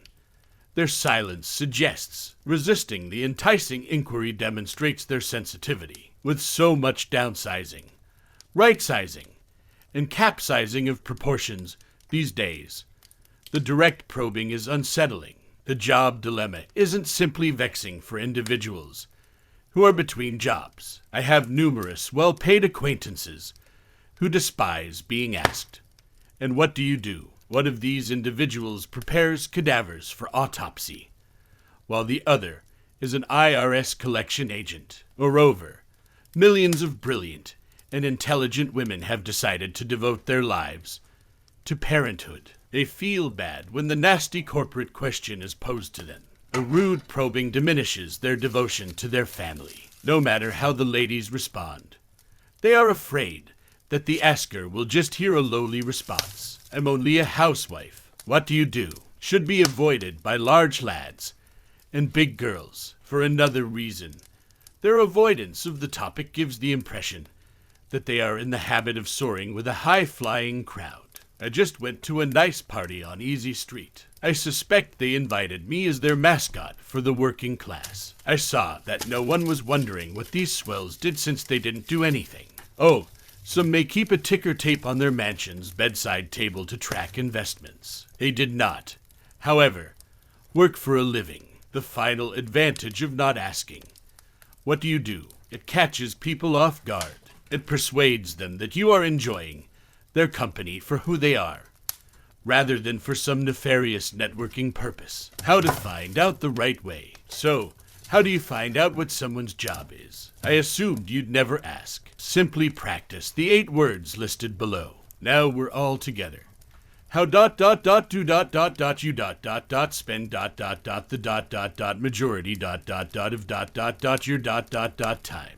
Number 24 technique. What are you going to do not? The prominent essence of the query. What do you do? Is a solid sign you're a somebody. Of course, you determine this, but not with those 4 ugly adjectives that identify you as a cutthroat networker, a social climber, a gold-digging husband or wife seeker, or someone who has never walked down easy street. How to discover what they do without asking. How do you spend the most of your time? Is a kind way of absolving a cadaver cutter, a tax collector, or a capsized employee. It is a method of reinforcing a successful mother's decision. It's a means of assuring a spiritual soul that you recognize his or her inner beauty. It's a way of telling a swell that you, too, live on Easy Street. Assume you've recently met someone who enjoys discussing his or her work, inquiring, how do you spend the most of your time? It also allows workaholics to spit. Oh golly, they sarcastically lament. I just spend all my time working. That, of course, is your invitation to question them further. They'll then speak your ear off. However, the new wording of your question allows people who are midway between at leisure and work addicted to choose whether or not to tell you about their job. Finally, how do you spend the most of your time? As opposed to, and what are you going to do? Gives you your huge cat stripes back. What to say when they ask, what do you do? Of course, 99% of the individuals you meet will inquire, and what are you going to do? Big victors are perfectly prepared for the grilling, knowing that someone will always inquire. Many people have a single written resume for job hunting purposes. They type it up and then make their way to the printer to acquire a beautiful clean stack to send to all prospective companies. Their prior positions, dates of employment, and education are all listed on their resume. They might as well have scribbled, well, that's me, at the bottom. You can take it or leave it, and they are frequently abandoned. Why? Because prospective employers do not find enough particular points in resumes that are directly related to what their company is looking for. Boys and girls in the major leagues, on the other hand, have bits and bytes of their whole job experience stored in their computers. When applying for a job, they punch up only the necessary data and print it out so that it appears to have just come from the printer. Last year, my friend Roberto was unemployed. He applied for 2 jobs, sales manager for an ice cream company and strategic planning director for a fast food chain. He conducted thorough study and discovered that the ice cream company was experiencing significant sales difficulties and that the food chain had long-term international ambitions. What to say when they ask, what do you do? Did he email the same arsum to everyone? Certainly not. His arsum never deviated from the truth of his background. However, for the ice cream company, he emphasized his experience turning around a small business by doubling its sales in 3 years. He emphasized his experience working in Europe and knowledge of foreign markets when it came to the food chain. Both companies offered Roberto a job. He could now pit them against each other. He went to each, explaining that he wanted to work for them, but that another company was offering a higher salary or more benefits. For Roberto, the 2 firms began bidding against each other. He eventually chose the fast food chain, despite the fact that it offered him nearly double the salary they had originally offered him. Personalize your verbal resume with the same care you would your written curriculum, Vinny, to make the most of every opportunity. Instead of having a single response to the ever-present "what are you going to do?" depending on who is asking, prepare a dozen or so variations to maximize networking. Give a calculated oral arsum in a nutshell every time someone inquires about your job. Before you submit your response, consider the asker's potential interest in you and your work. Here's how my life can help you. A benefit statement is frequently mentioned by top salespeople. They understand that when speaking with a potential client, they should begin with a benefit statement. Instead of saying, "Hello, my name is Brian Tracy When my colleague Brian makes cold calls, he introduces himself as a sales trainer, saying, "Hello, my name is Brian Tracy from the Institute for Executive Development. Would you like to learn a tried and true method for increasing your sales by 20% to 30% in the next 12 months?" That is the benefit statement he has. He emphasizes the specific advantages of what he has to offer his prospect. Gloria, my hairdresser, I discovered, gives a fantastic benefit statement to everyone she meets. That is most likely why she has so many clients. That's how she got me as a client. Gloria told me she was a hairdresser who specialized in flexible hairstyles for businesswomen when we met at a convention. She frequently remarked that she has many clients who choose a conservative haircut for work that they can easily transform to a feminine style for social occasions. Hey, that's me, I thought, fidgeting my stringy little ponytail. Gloria became my hairdresser after I asked for her business card. Then, a few months later, I ran into Gloria at another event. I overheard her conversing with a fashionable gray-haired lady at the buffet table. Gloria was saying, "And we specialize in a wide variety of blue rinses." That was brand new to me. I don't recall seeing a single gray hair in her salon. Gloria was out on the lawn with the host's teenage daughters as I was leaving the party. Oh, she was saying, as though we specialize in these very cool, up-to-date styles. Gloria, you are an inspiration. Give your reaction a once-over. Like Gloria, the hairdresser, before responding the inevitable. What are you going to do? Never give a one-word answer when someone asks. That is only for forms. If you're thinking about business networking, ask yourself, how may my professional experience assist this person's life? For example, these are some job titles that people may use on their tax returns. Real estate agent, monetary advisor, instructor of martial arts, cosmetic surgeon, hairdresser. What to say when they ask, "What do you do?" Any practitioner of the aforementioned professions should consider the value of his or her work to humanity. Every job has some heft to it, or else you wouldn't be paid to do it. The above-mentioned advice is, don't use the term real estate agent. Assume I assist people who are relocating to our area in finding the right home. Don't use the term financial planner. Assume I assist people in making financial plans for the future. Don't call yourself a martial arts instructor. Assume I teach martial arts to help people defend themselves. Don't use the term cosmetic surgeon. Assume I reconstruct people's faces after they have been disfigured in an accident. Alternatively, if you're speaking with a woman of a certain age, as the French so elegantly put it, tell her that I help people look as young as they feel through cosmetic surgery. Don't use the word hairdresser. Assume I assist a woman in selecting the best hairstyle for her face shape. Good luck, Gloria, including a benefit statement in your verbal nutshell arsum makes your job come to life and memorable. Even if your new acquaintance cannot use your services, who will come to mind the next time he or she meets someone moving into the area, wanting to plan their financial future, thinking about self-defense, considering cosmetic surgery, or needing a new hairstyle, not the unimaginative people who described their jobs on tax returns, but the big winners who painted a picture of helping people in need. They are some in a nutshell for your personal life. The nutshell arsum can also be used in non-business situations, because new acquaintances will always want to know about you.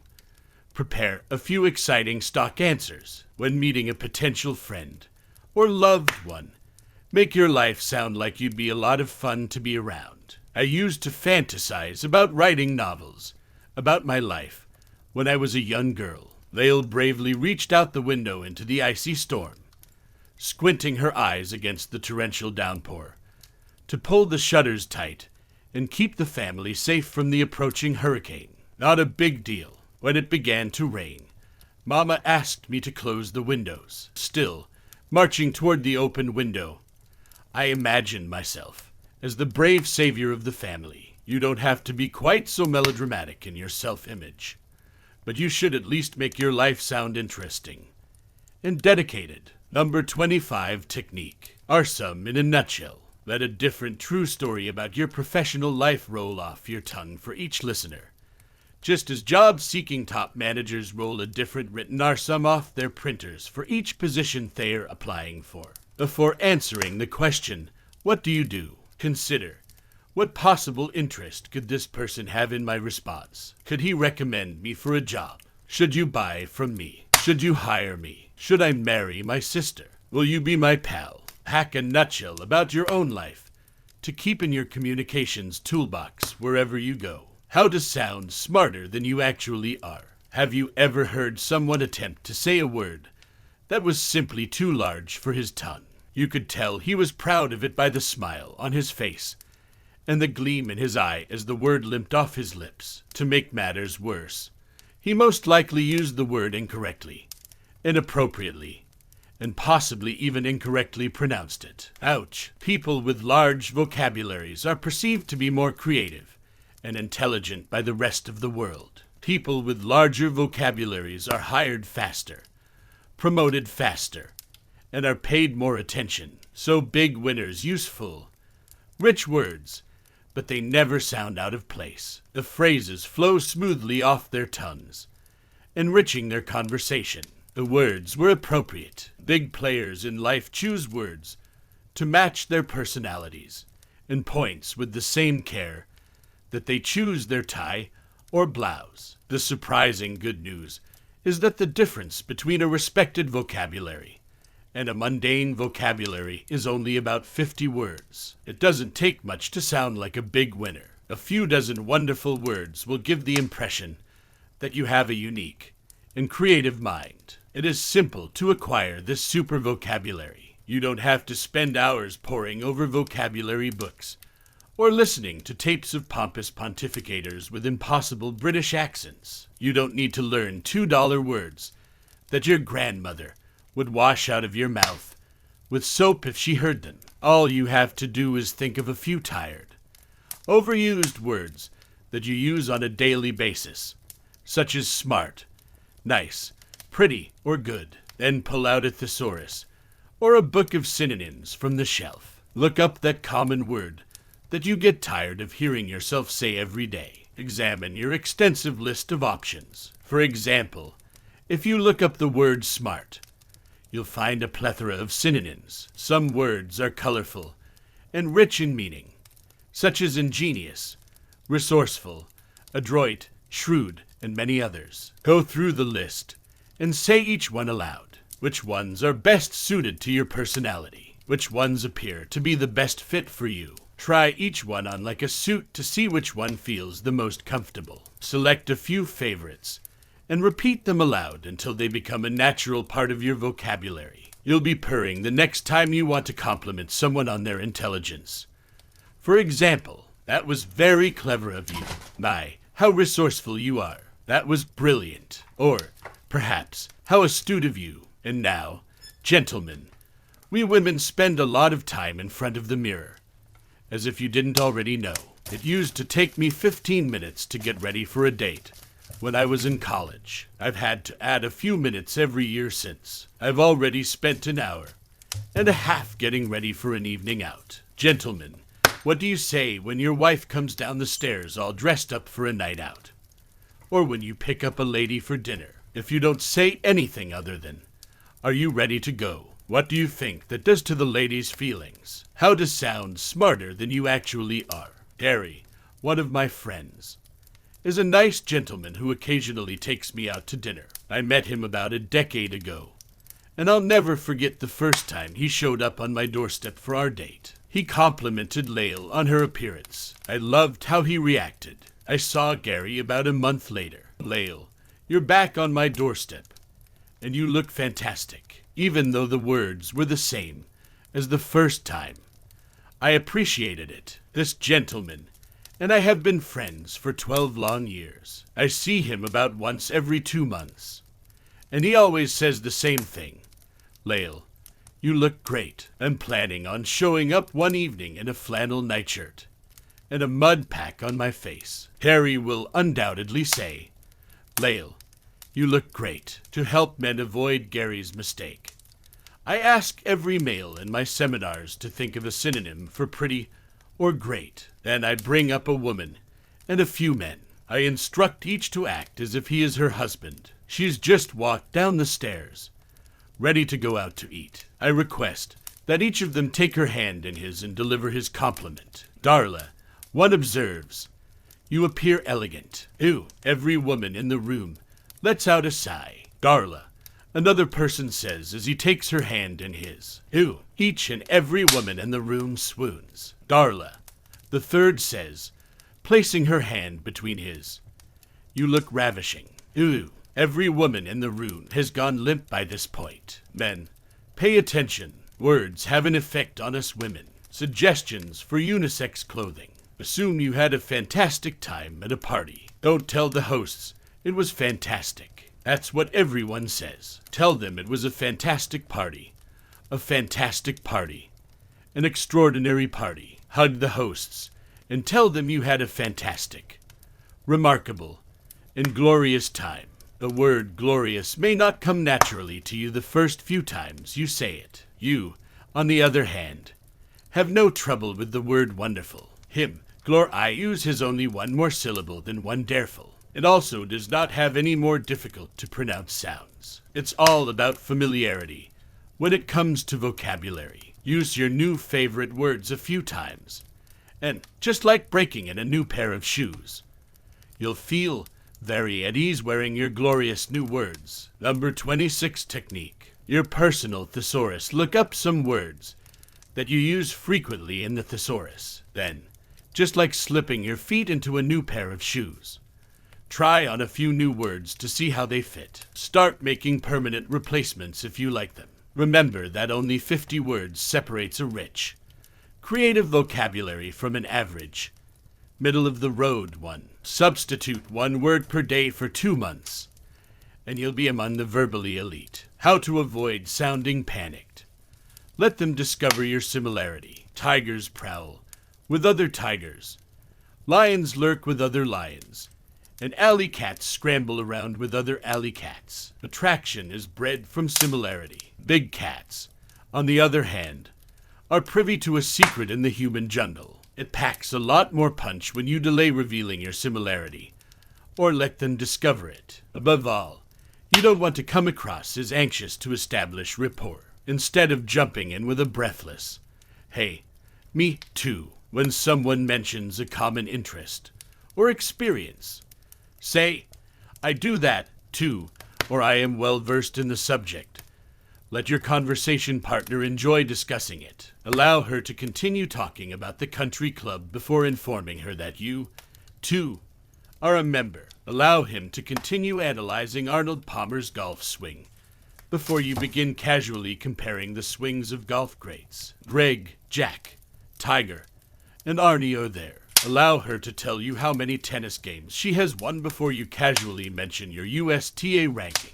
I was telling a new acquaintance how much I enjoy skiing a few years ago. He listened intently as I went into detail about the places I'd skied. I extolled the virtues of the various resorts. I investigated the various conditions. I talked about artificial versus natural snow. It wasn't until the end of my monologue that I had the foresight to ask my new acquaintance if he skied. "Yes," he replied.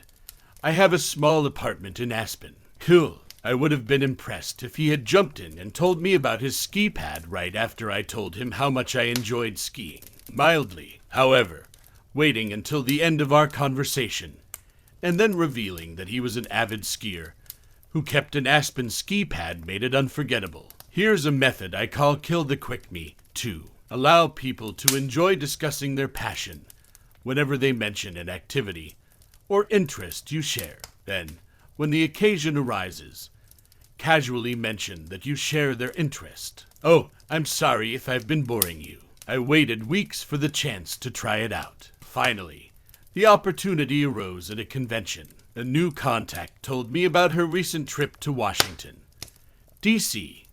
She had no idea that I grew up in Washington. She told me about the Capitol, the Washington Monument, the Kennedy Center, and her husband's bike ride through Rock Creek Park. For a brief moment, I forgot I was practicing my new technique by keeping my mouth shut. I was genuinely interested in hearing about these familiar sights from the perspective of a visitor. I asked her where she stayed, where she ate, and if she had time to visit any of the lovely Maryland or Virginia suburbs. At one point, clearly pleased with my interest in her trip, she said, "You seem to know a lot about Washington." Yes, I responded, "It's my hometown, but I haven't been back in a long time." She exclaimed, "Your hometown? Oh my God.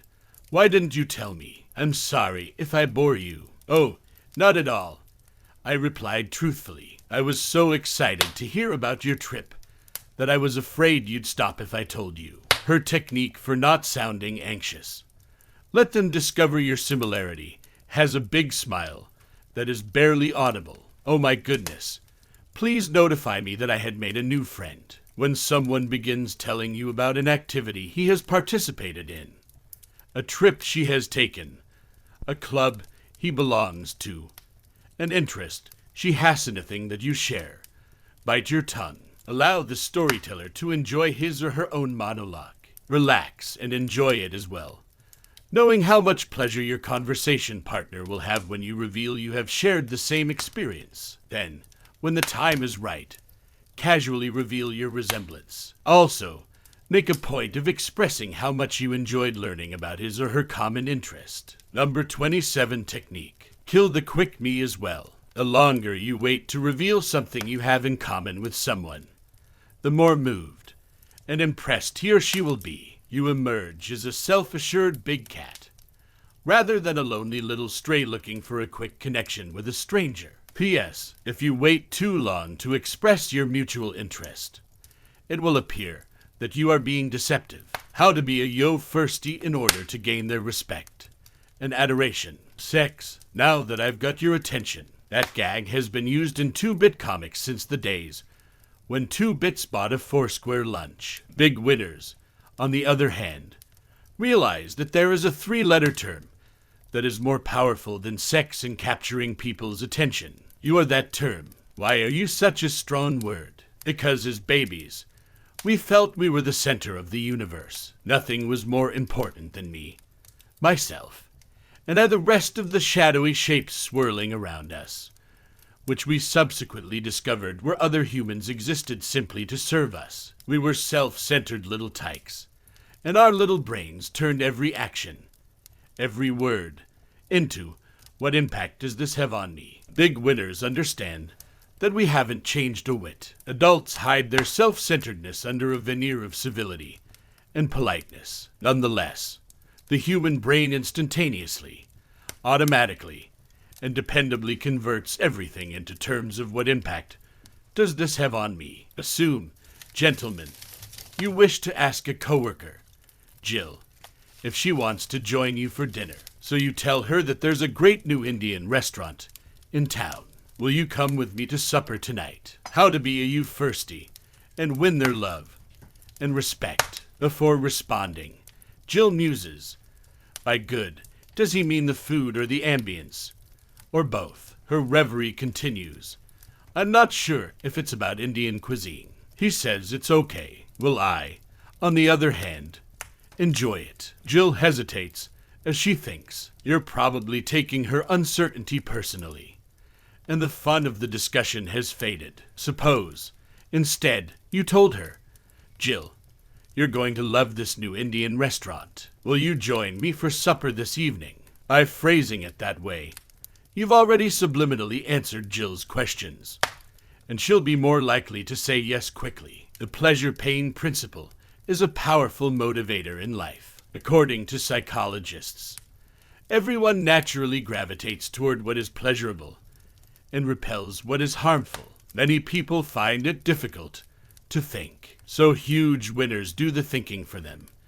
When they want to control, inspire, be loved by, sell to, or get people to go to dinner, they interpret everything into the other person's language by beginning as many statements as possible with that strong 3-letter word. You, as a result, I refer to the procedure as communication. Communicate when you need a hand. Putting yourself first produces a significantly greater response, especially when asking for a favor, because it activates the asker's pride. Assume you want to go away for a long weekend. You decide to ask your boss if you may take the day off on Friday. Which request do you think he or she will respond to more positively? Can I take Friday off? Please, boss. Or how about this? Can you do without me on Friday? Boss. In the first instance, boss was required to translate your "can I take Friday off" into "is it okay if I don't have this employee on Friday?" That is an additional thought process, and you know how some employers despise thinking. However, in the second instance, can you do without me? Boss. You did boss's thinking for her. Friday. Boss took delight in coping without you because of your fresh phrase. Of course, she thought to herself, I'll be okay without your assistance on Friday. Communicate your best regards. Communication also improves your social interactions. Say a lady appreciates your suit. Gentlemen, which woman makes you feel the warmest? I like your suit, says the woman, or the person who tells you, you look wonderful in that outfit. Com is used by major players who do business presentations. Use unication to your advantage. Assume you're presenting a presentation, and a participant asks you a question. He enjoys hearing you say, "That's a nice question." Consider how much better he feels when you tell him, "You asked an excellent question." Salespeople don't merely tell your prospects. It's critical that convince them by enlightening them, and you'll understand the futility of when negotiating.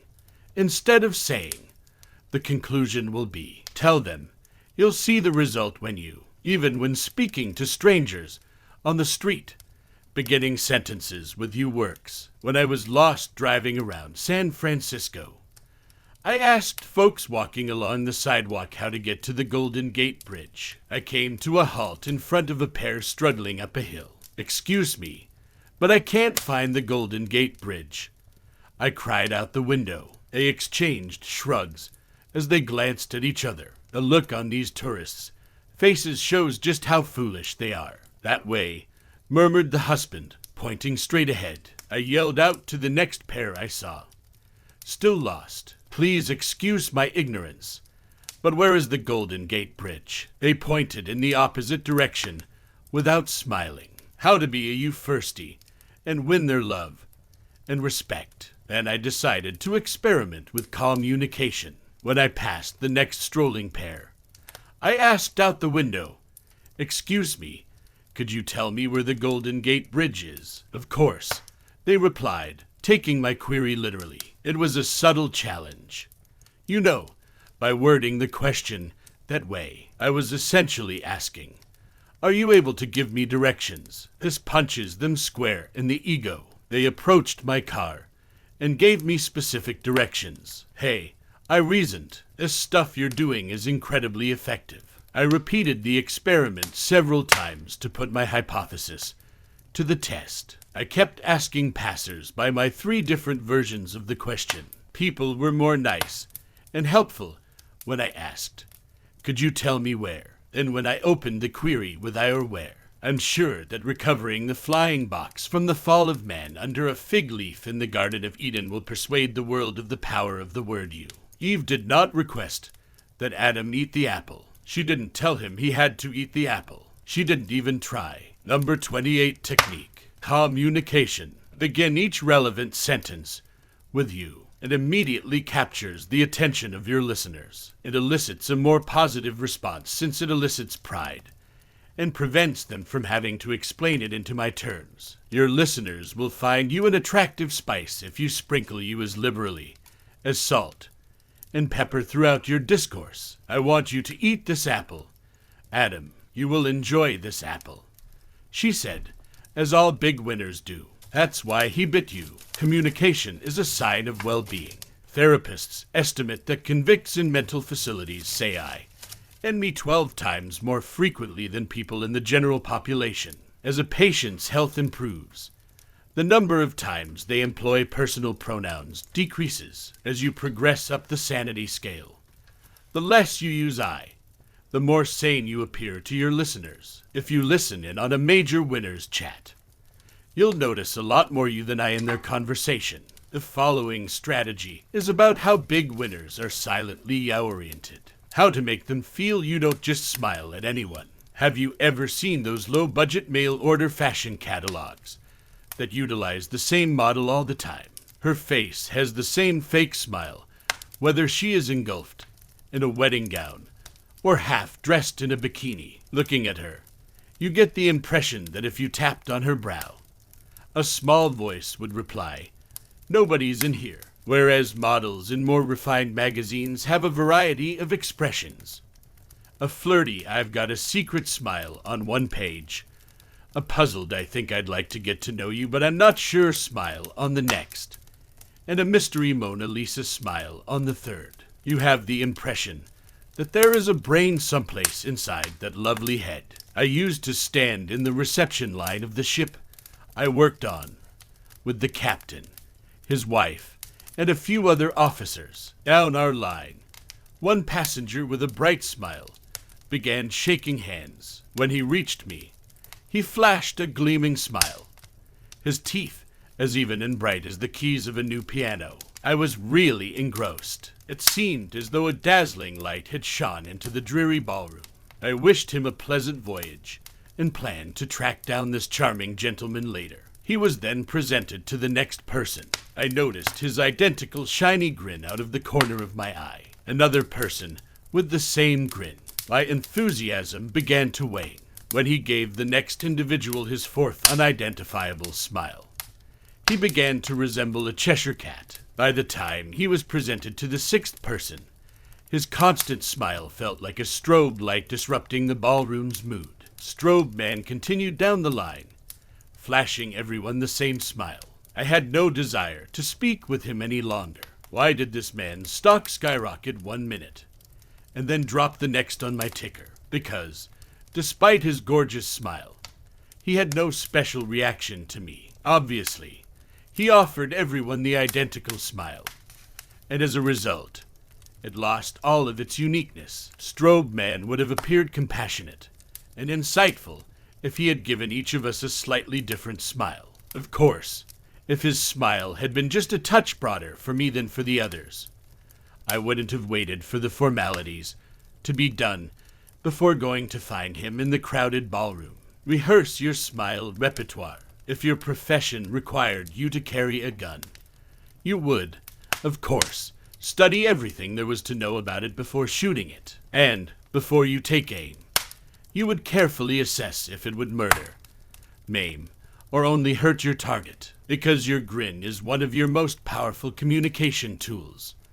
Learn everything there is to know about how it works and how it affects your target. Set aside 5 minutes. Lock your bedroom or bathroom door so your family doesn't believe you've gone insane. Now, stand in front of the mirror and grin a few times. Discover the minor differences in your repertoire, just like you would alternate saying hello, "How are you?"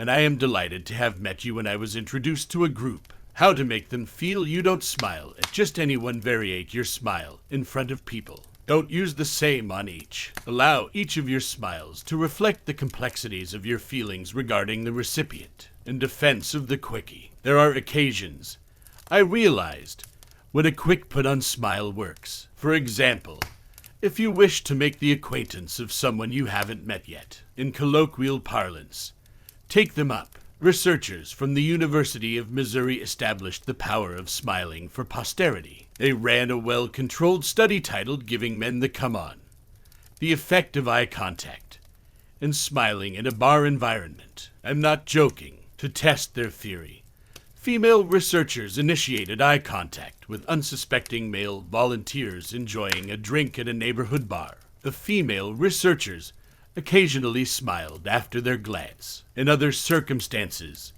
no smile. Technique number 29. The unusual smile. If you give everyone the identical grin, like a Confederate dollar, it loses value. When meeting groups of individuals, give each one a special grin. Allow your smiles to bloom from the beauty that the big players see in each fresh face. If one individual in a group is more significant to you than the others, reserve an exceptionally big, flooding smile for him or her. What are the outcomes? I'll quote the study. The condition with the highest approach behavior, 60%, was observed. In layman's terms, this is, when the lady smiled, he came over 60% of the time. He only made the approach 20% of the time when he didn't grin. So, certainly, if you want to pick up someone, a smile helps. However, in instances where the stakes are higher, try the flooding smile from the first segment. And now the exclusive smile. How to avoid sounding like a jerk. Do you recall the scene in Annie Hall where Diane Keaton first meets Woody Allen?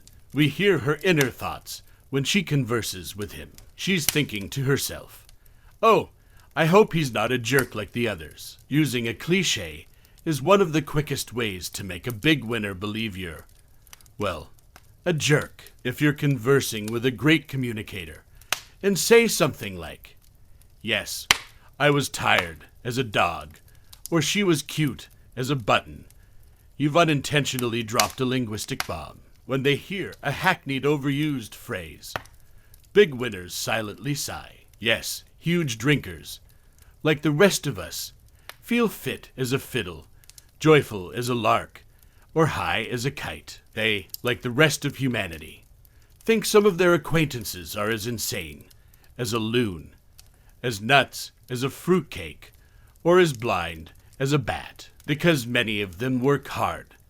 Many of them are as busy as a bee, and as wealthy as Croesus. But would any of them characterize themselves in such terms? Not in a coon's age. Why? Because when a huge winner hears your cliché, you might as well be saying, "My imagination is depleted. I can't think of anything fresh to say." So I'm forced to rely on these tired, overused words. Speaking a common cliché in the presence of unusually successful people marks you as unusually common. Technique number 30. Don't touch a cliché with a 10-foot pole. Be on the lookout when conversing with huge winners. Avoid using clichés. Don't even go near one with a 10-foot pole. Never. Not even when hell freezes over. Not unless you want to sound as stupid as a doorknob. Instead of coughing up a cliché, try the following strategy to come up with your own unique phrases. How to make use of motivational speakers' conversation enhancement techniques. They say the pen is mightier than the sword. It's so, but the tongue is even more powerful than the pen.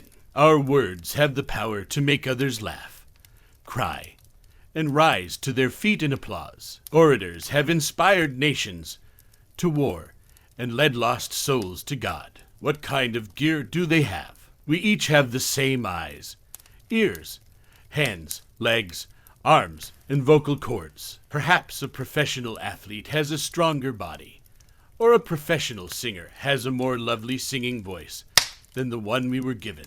However, the professional speaker begins with the same equipment that we all have. The difference is that these Yas Smiths use it all. They utilize their hands, their bodies, and powerful gestures. They consider the area in which they are conversing. They use a variety of voice tones, various expressions, modify the speed with which they speak, and they make effective use of silence. You may not have to give a formal speech anytime soon, but odds are you'll want people to see things your way at some point. Probably very soon. Whether you're encouraging your failie to spend their next vacation at Grandma's, or convincing the stockholders in your multi-million-dollar firm that it's time for a takeover, do it like a pro. Hit a book or two on public speaking, and learn some tips and strategies, and incorporate some of that drama into your daily conversations. Every occasion's gem. Consider the influence of powerful phrases if rousing words help you express your point. They have assisted politicians in being elected. Read my lips, no new taxes, and defendants in being acquitted. If it doesn't fit, you must acquit. If George H.W. Bush had stated, I promise not to raise taxes. Or Johnny Cochran had declared, if the glove doesn't fit, he must be innocent. Their bulky sentences would have slid in and out of the voters' or jurors' consciousness, as every politician and trial lawyer knows. Catchy statements may be lethal. If you aren't careful, your adversaries will use them against you. Lad, read my lips. One of my favorite speakers is a radio announcer named Barry Farber, who adds sparkle to late-night radio. Barry would never say something as cliché, as nervous, as a cat on a hot tin roof. I felt like an elephant dangling over a precipice with his tail tied to a daisy. And he'd tell how worried he was about losing his job. Instead of claiming he saw a beautiful woman, he'd add, my eyeballs sprang out and dangled by the optic nerve. When I initially met him, I asked him, how do you come up with these sentences? Mr. Farber is my father. He chastised. I'm Barry, his way of saying, call me Barry. He then confessed openly that, while some of his phrases are unique, many are borrowed. Elvis Presley used it. How to improve your conversation by using motivational speaker techniques to say, my father is Mr. Presley. You can call me Elvis. Barry, like other professional presenters, spends several hours a week poring over books of quotations and humor. Every professional speaker does. They amass a collection of catchphrases that they may employ in a number of scenarios, most notably to scrape egg off their faces when something unexpected occurs. Many speakers utilize face-saver phrases from author and speaking agent Lily Walters' book, What to Say When You're Dying on the Platform. If you deliver a joke and no one laughs, try another one. That joke was intended to elicit a silent laugh, and it succeeded if the microphone gives out an agonizing wail. Stare at it and remark, I'm not sure what you're talking about. This morning, I washed my teeth. If someone asks you a question that you don't want to answer, could you save it until I'm finished and on my way home? Every pro considers potential holes and memorizes outstanding escape routes. You can do the same thing. Look through simile books to add to your everyday conversations. Instead of being as joyful as a lark, try being as happy as a lottery winner or as a baby with its first ice cream cone. Instead of being bald as an eagle, consider being bald as a new Marine or bald as the belly of a bullfrog. Instead of being as quiet as a mouse, consider being as quiet as an eel swimming in oil or a fly flying on a feather duster. Look for sentences that have a visual effect instead of cliches like sure as death and taxes. Use certain as beach traffic in July or certain as your shadow will follow you. Your listeners are unable to see death or taxes. They can, however, see beach traffic in July and their shadow following them down the street. Make your similes relevant to the scenario. If you're riding in a cab with someone, the fact that the taxi meter is likely to rise has an instant impact. If you're talking to a man while walking his dog, the fact that your dog is thinking about that tree adds a touch of levity. Make them laugh.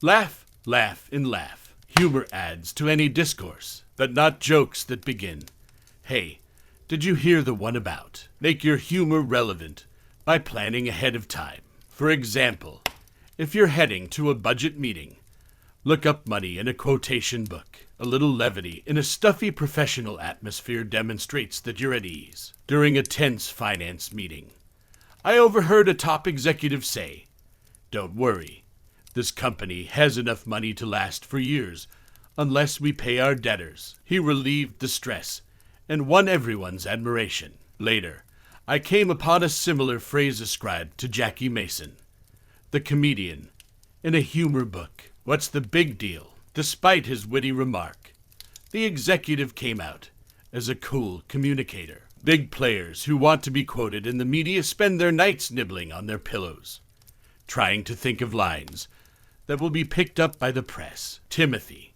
a Michigan veterinarian who is well known in his specialty, but virtually unknown outside of it, made global headlines when he announced plans to attach a pair of feet to a rooster who had lost his due to frostbite. Why? Because he referred to it as a drumstick transplant. I'm not sure if a French woman, Jean Calment, who was officially the world's oldest person at the time, was hoping for attention on her birthday. She made international news.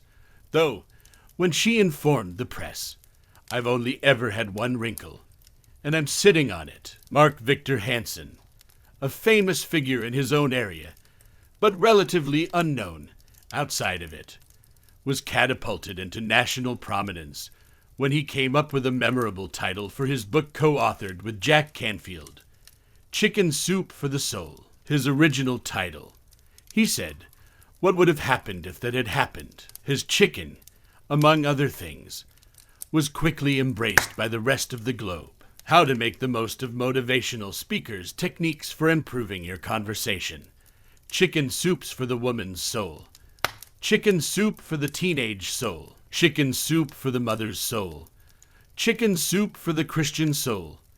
And second, third, and fourth dishes of chicken soup in hardback, paperback, audio cassette, video cassette, and calendars. A word of caution. No matter how amazing your material is, it will fail if it is not appropriate for the occasion. During my cruise ship days, I learnt this the hard way. On a voyage to England, I chose to recite Elizabeth Barrett and Robert Browning's English love poems to my passengers. How do I love thee?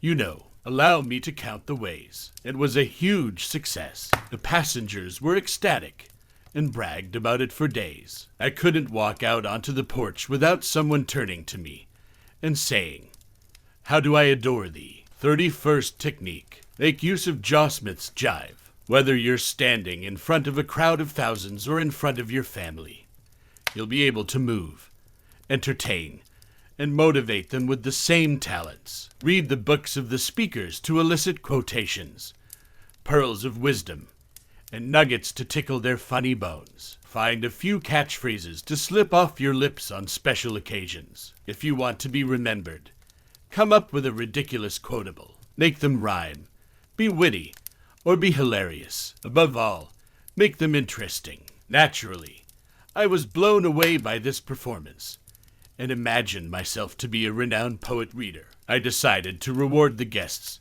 on the next ship, which was a Caribbean cruise that didn't travel anywhere near England, with a fantastic reading of English love poems. What a monster. For the rest of the cruise, passengers avoided me on the deck. How did you manage to boring me? Allow me to count the ways. How to chit-chat like the pros.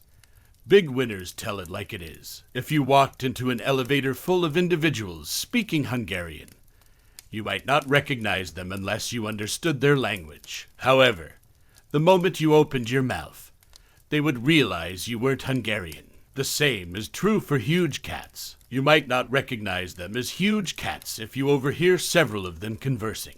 They'd recognize you as a large cat the moment you opened your lips, unless you spoke their language. What are the distinctions between a large cat's growl and a small cat's negligible hiss? Euphemisms are one of the most obvious. Big cats aren't scared of actual language. A spade is a spade is a spade is a spade is a spade is a spade, as toilet paper words do not frighten them. Little kitties hide beneath toilet paper. If someone is wealthy, large cats refer to them as wealthy. Little cats, mortified by the thought of discussing money in polite company, substitute the word affluent. When little cats employ a euphemism or a substitute phrase, it's as if they're saying, whoops, you're better than I am. Now that I'm in polite company, I'll use the nicey-nice term.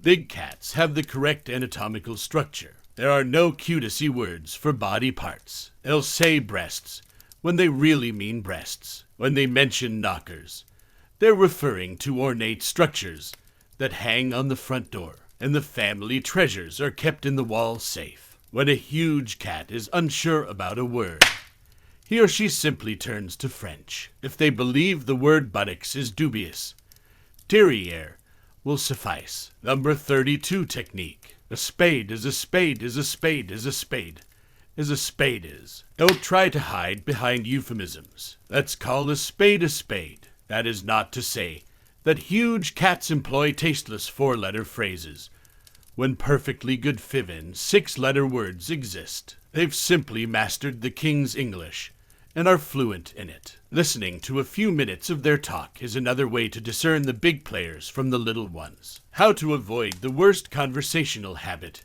in the world.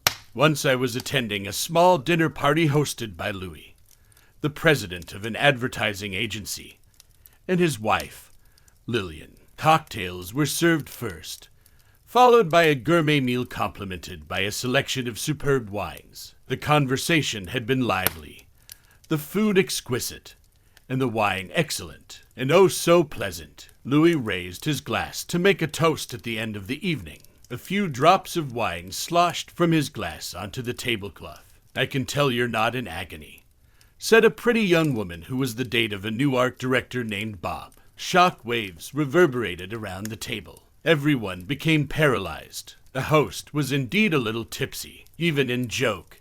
Implying Louis was a touch loopy was as if the woman had suddenly destroyed the crystal chandelier above the table with her dinner plate. One of the guests swiftly covered up the girl's heinous gaffe by raising her glass and declaring, "None of us are. No one could ever feel pain in the presence of Louis and Lillian. Here's to an absolutely magical evening." Louis then continued his toast to the magnificent corporation, and no one was in pain anymore, except for Bob. He was well aware that his date's harmless teasing was a black mark, if not in his personnel file, then in his personal file. Teasing is the next sure symptom of a little cathood. Little kittens walk about caressing their friends' tummies and saying, "Are you enjoying that cheesecake?" Or staring at their balding heads, exclaiming, "Hey, hair today, gone tomorrow." They think it's humorous to make a remark at the expense of someone else and add, "You don't have an inferiority complex. You are a failure." Har har. Hardy har har. Number 33 technique. Get rid of the teasing. A tiny cat's inclination to tease is a dead giveaway. An innocent joke at the cost of someone else may garner you a cheap laugh. Nonetheless, the final one will go to the larger cats, because you'll hit your head against the glass ceiling they've built to keep small cats from stepping on their paws. Never, ever make a joke at the expense of someone else. You'll pay a high price for it. How to break the bad news to them, and make them like you even more. When the humblest message runner arrived at the palace in ancient Egypt, the pharaoh treated him like a prince if he brought good news. If the tired runner had the misfortune to deliver the pharaoh bad news, his head was severed. Shades of that spirit can be found in today's conversations. For an outing, a friend and I once packed peanut butter and jelly sandwiches as we waltzed happily out the door with our picnic baskets in hand. A smiling neighbor rocking on his porch peered up at the sky and exclaimed, "Oh boy, horrible day for a picnic. It's supposed to rain, according to the forecast." I wanted to smear his face with peanut butter and jelly, not for his grim weather forecast, nor for his cheerful demeanor. I was rushing to catch a bus a few months back as I pushed a handful of dollars across the Greyhound counter. The gleeful sales agent exclaimed, "Oh, that bus left 5 minutes ago." Decapitation fantasies. It is not the news that enrages people. It's the callous tone with which it's delivered. Everyone must deliver terrible news from time to time, and winning professionals do so with grace. A doctor who advises a patient that she requires surgery does so with compassion. When a boss informs an employee that he did not get the job, he adopts a sympathetic manner. Grief counselors at airports following deadly crashes share the bereaved sentiment of relatives. Big winners understand that when giving terrible news, they should share the receiver's feelings. Many people, however, are unaware of this sensitivity. Has a hotel clerk pleasantly chirped that your room isn't ready yet when you're tired from a long flight? Has your waiter merrily warbled that he just served the final piece of roast meat when you had your heart set on it? Has your bank teller cheerfully informed you that your account is overdrawn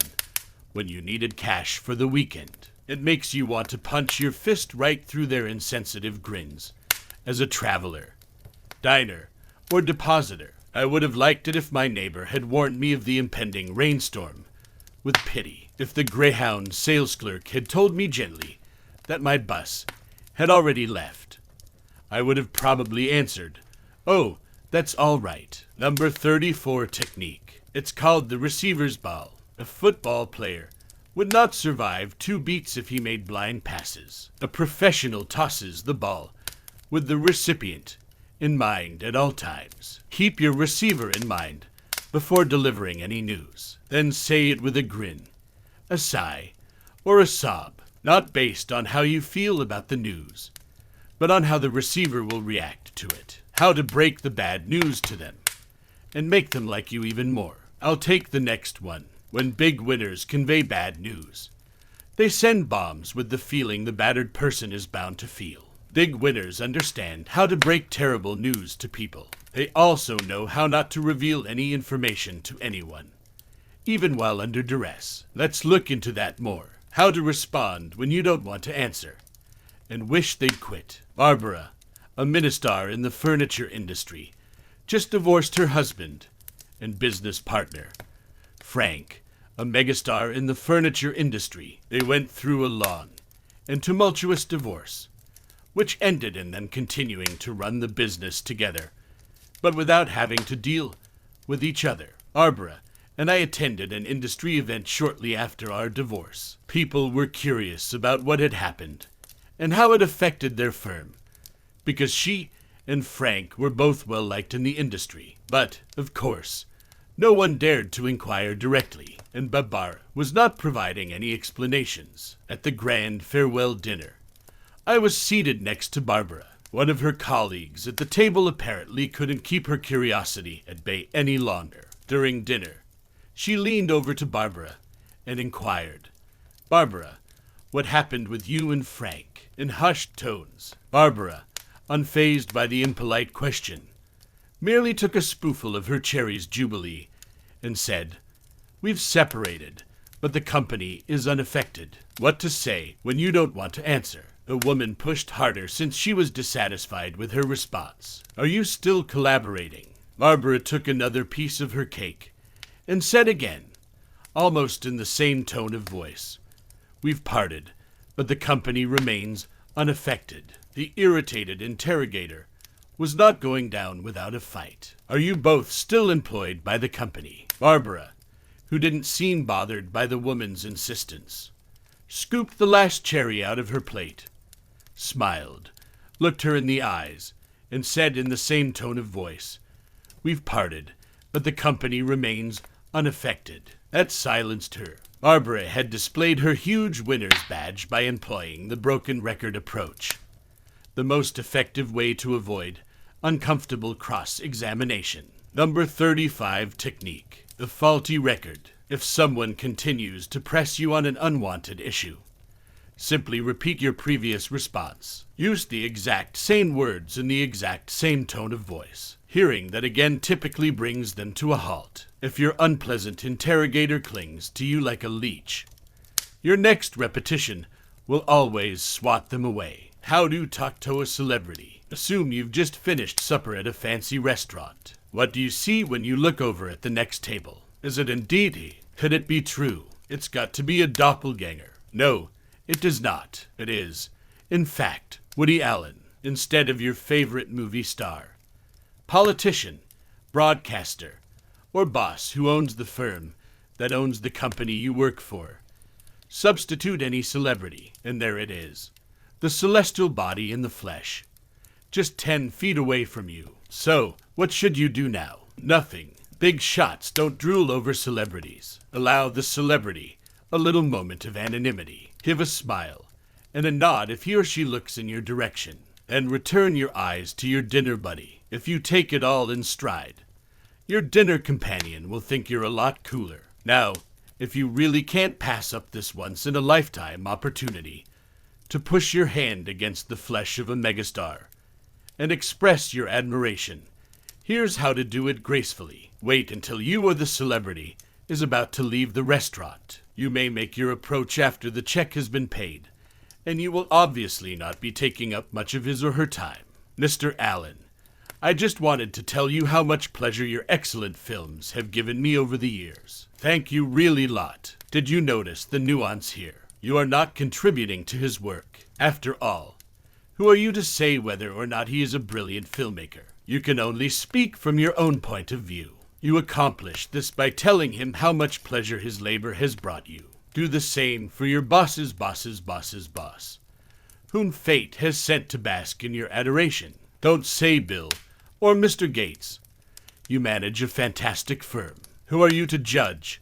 Lowly nerd, he thinks. Instead, tell him how much you appreciate the opportunity to work for him. Obviously, this is not the time to go into depth about your advancements in image editing software for digitizing images. Then let your body language show that if Woody, Bill, or the other megastar wants to leave it at that, you're fine with it. If, on the other hand, the megastar is enamored with you, or has had so much liquid merriment that he or she has decided to mingle with the public tonight, then all bets are off. You're completely on your own. Enjoy until you see the first trace of dissatisfaction in their body language. Consider yourself a ballroom dancing student waltzing with your instructor. He leads, and you follow, and he informs you when the waltz is finished. In addition, if the megastar is with a companion, and your talk lasts more than a few moments, make some remarks to the companion. If the satellite is in such outstanding company, he or she is most likely a successful individual. Felicia, a friend of mine, is a gifted trial lawyer who is married to the host of a local television show. People recognize Tom everywhere he goes since he is on television. Yet Felicia is ignored. Felicia tells me how frustrating it is for everyone, including Tom. People swoon over Tom whenever they go to a gathering. Yet Felicia's unique work is rarely discussed. She and Tom used to enjoy going out to dinner, but now they prefer to spend their evenings at home. How to approach a celebrity? Why, they can't bear the disruptions of two effeminate admirers. I adored who you used to be. Another sensitivity. The film star is undoubtedly fascinated with his most recent film. The politician with her most recent election. The corporate tycoon with his most recent takeover, the novelist with her most recent novel, and so forth. So, while analyzing the work of celebrities, politicians, business moguls, authors, or other VIPs, try to limit your comments to current or recent work. Telling Woody Allen how much you enjoyed his 1980 picture Stardust Memories will not make you popular with him. What about all of my amazing flicks since then? Believes he, if at all possible, stay in the present or very recent past. Finally, a celebrity codicil. Assume you're lucky enough to have one at your party. Don't ask the TV host to say a few words to add some star power to your celebration. Don't bother asking the vocalist. Big shots, technique number 36, please. Do not slobber. VIPs in their own right do not slobber over celebrities. When conversing with one, instead of complimenting her work, simply express how much pleasure or insight it has provided you. If you do choose one of the star's triumphs, make sure it's recent and not a memory that's turning yellow in her scrapbook. Find a means to include the queen bee's drone in the dialogue if she has one. To perform a song what appears to the rest of us is effortless because they are so at ease performing is hard for them. You wouldn't invite an accountant to check through your books. Alternatively, you could visit a dentist to have your third left molar examined. Allow the dignitary to drink. Allow the luminary to chuckle. Celebrities are individuals, too, and they enjoy their downtime. How to approach a celebrity. How to persuade them to thank you. To round out our segment on how to sound like the big boys and big girls, here's a simple and graceful little trick. It not only shows that you are an excellent communicator, but it also inspires others to continue doing pleasant things for you, or congratulating you, or going on a business trip with you. or simply adoring you. It is fairly brief. It's incredibly tasty. It is quite simple. You can apply it to anyone in your life. You'll find yourself employing it on a daily basis once it becomes natural. Simply put, never let the term thank you stand alone.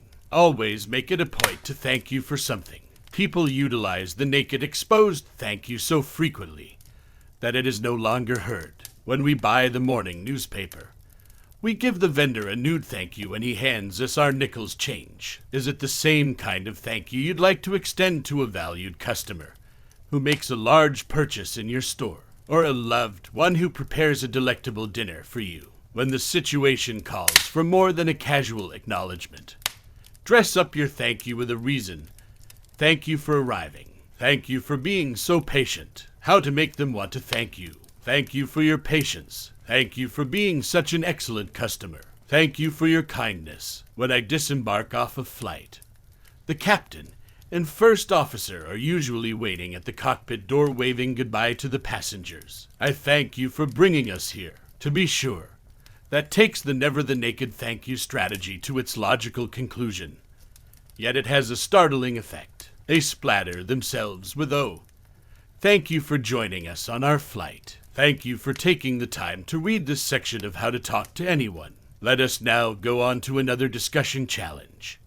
How to converse intelligently with anyone, from groups of accountants to Zen Buddhists, no matter how little you may have in common. Number 37 technique. Never thank you for being naked. Never use the term thank you by itself. Always follow it with "for."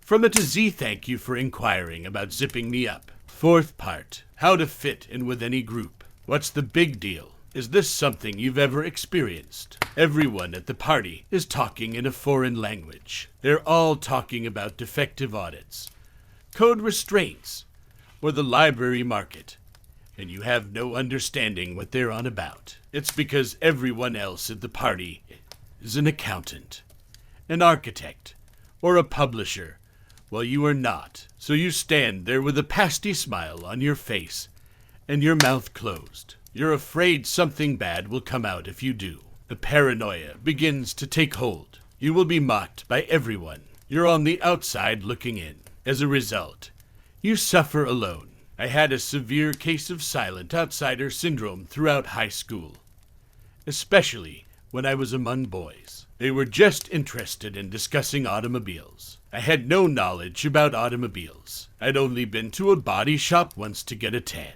Mama returned home one fateful day with a gift for me that converted my introverted adolescent existence into one of sociability. It was a book about all of the current model cars and their differences on the outside and inside. I learned to drive Fords, Chevys, and Buicks with just one reading. When boys spoke terms like carburetor, alternator, camshaft, or exhaust manifold, I no longer hyperventilated.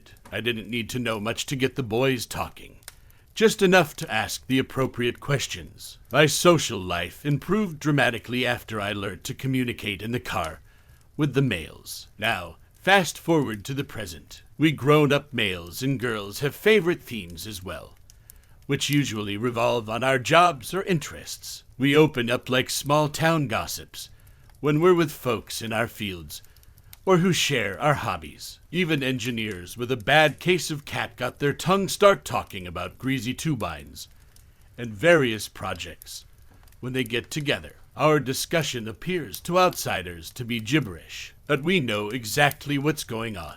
It's our own gobbledygook. You're afraid of being in a group of squash players when you'd rather be in court than on court. Don't be alarmed if you hear squash players say things like lobbing and hitting rails. So what if the only squash you've ever tried was the mashed acorn kind on your Thanksgiving platter next to the turkey? You only need a couple of the procedures listed below. Just like fishermen will toss out a dragonfly to entice a fish to bite, you will only need to ask the appropriate questions to entice people to open up. Dale Carnegie's adage, "Show genuine interest, and people will talk," is only true to a point. It requires jacks, or better to open in poker, as they say, and it takes only a passing knowledge of their area to persuade them to open up in discussion. You must have knowledgeable curiosity, the kind that makes you appear to be someone worth chatting to. In this section, we'll look at Open Sesame's strategies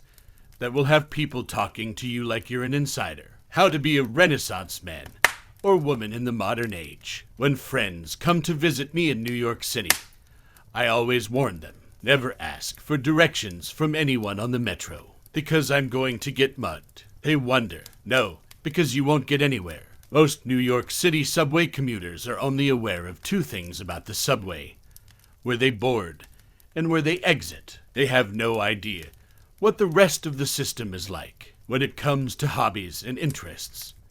Most individuals are like strap hangers in NYC. They are familiar with their own pastimes, but the rest are unexplored territories. Rita, an unmarried and wished she wasn't friend, has bowler's thumb. She goes bowling with her pals every Wednesday night. She's always talking about her stats, averages, and great game. Walter, another single and lonely friend, enjoys whitewater rafting. He goes on and on about which rivers he's run, whose outfitters he's used, and which class rapids he prefers with his paddling buddies. I introduced Walter the paddler to Rita the bowler and highlighted their individual interests, thinking my two single pals may get along. Walter said, "You're a bowler." Yes. Rita smiled politely, anticipating further inquiries about her massive bowling turn-on. Walter kept his mouth shut.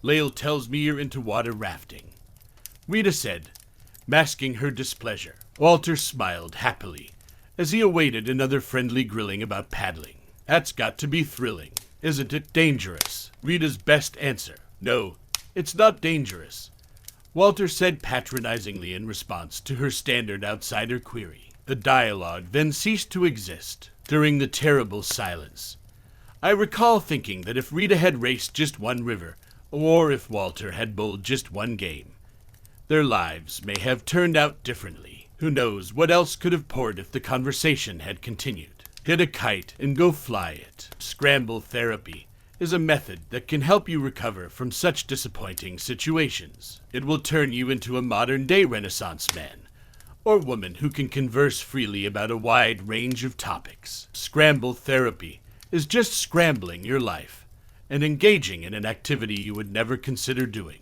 Do something completely out of the ordinary one weekend every 4. Do you play tennis on the weekends? Go on a hike this weekend. Do you go on hikes on a regular basis? Attend a tennis lesson this weekend. Do you have any bowling experience? This time, leave it to your friends. Go whitewater rafting instead. Oh, you are going to run some rapids. As you do every warm weekend, put it aside and go bowling instead. Pay a visit to a stamp show. Attend a chess demonstration. Ballooning is a great way to spend a day. Take a walk and look at birds. Go to a pool hall and play some pool. Go kayaking. Go fly a kite. Why? Because it will provide you with talking fodder for the rest of your life. From then on, you'll sound like an insider to all the hikers, stamp collectors, ballooners, birders, billiards players, kayakers, and kiddists you meet, simply carrying out their activity once. How to be a modern-day Renaissance man or woman. When you dip a piece of blue litmus paper into a large vat of acid, the tip turns pink. If you take another piece of blue litmus paper and dip it into just one microscopic drop of acid on a glass slide, the tip turns the same color. Compare this to participating in an activity only once. A sampling gives you 80% of the conversational value. You learn the questions to ask insiders. You begin to use the proper terminology. You'll never be at a loss for words when the topic of extracurricular interests comes up, as it always does. Do you know how to scuba dive? I'm not a certified scuba diver. However, 6 years ago in Bermuda, I saw a billboard that said, "Resort dives, $25 no scuba experience required." In just 3 hours, I received the best crash school in talking with scuba divers the world has to offer. First, I was given a quick instruction in the pool. Then, fighting to keep upright beneath the weight of my oxygen tank, regulator, buoyancy compensator, and weight belt, I clumped out to the dive boat. I overheard the certified divers asking each other insider questions while sitting on the rocking dinghy, fondling my mask and fins like worry beads. Where were you certified? Where have you scuba diving? Do you like wrecks or reefs? Have you ever gone scuba diving at night? Do you enjoy underwater photography? Do you dive on a computer? What is your longest bottom time?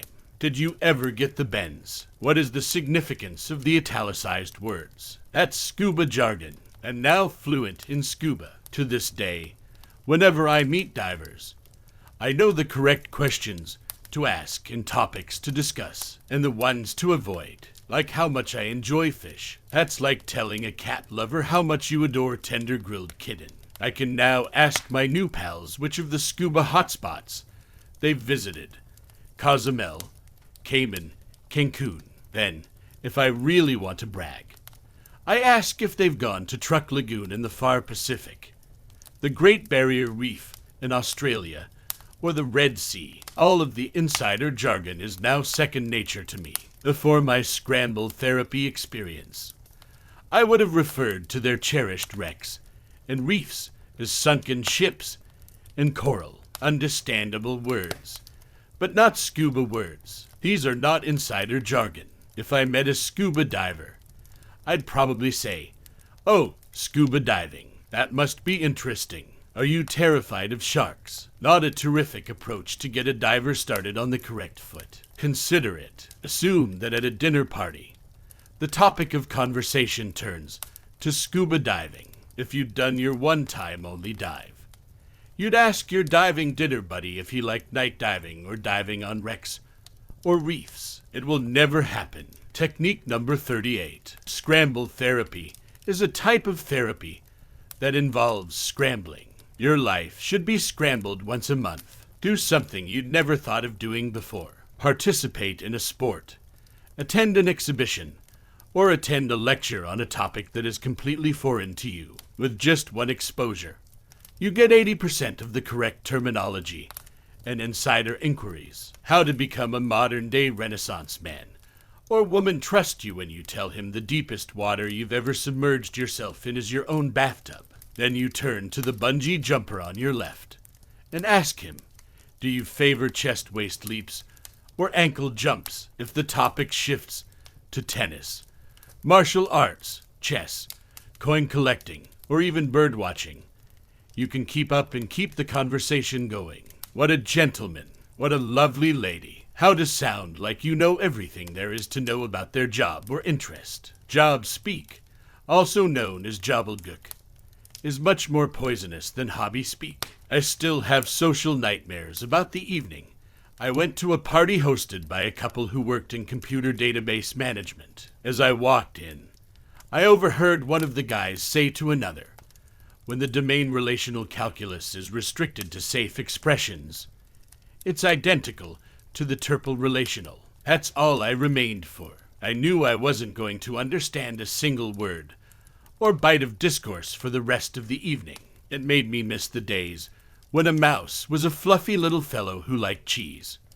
Windows were the kind you bought draperies for, and the web was something spiders used to capture flies in. I knew I'd need some technological assistance if I was going to fit in with this group. I made the decision right then, and they're to understand some of the opening questions that database administration types ask each other, which I did. Now I can't wait for another opportunity at that audience, because I'm prepared with questions like what RAID level are you using, and what data warehousing product do you use? All you need are a few insider opening questions to get started with any group. You ask questions, listen to their responses, and engage in basic on-topic conversation with them for seconds. How to sound like you know everything there is to know about their job or interest, a second or two about their field. Then, as soon as possible, change the subject. You don't want to appear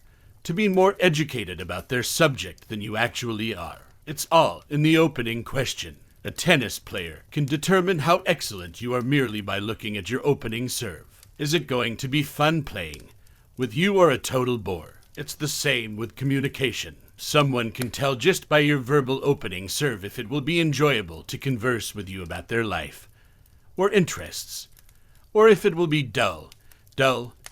Assume I'm introduced to someone, and her first words are, "Oh, you're a writer. When are you going to write the great American novel?" I realize I'm conversing with someone who is unfamiliar with my environment. Well, converse.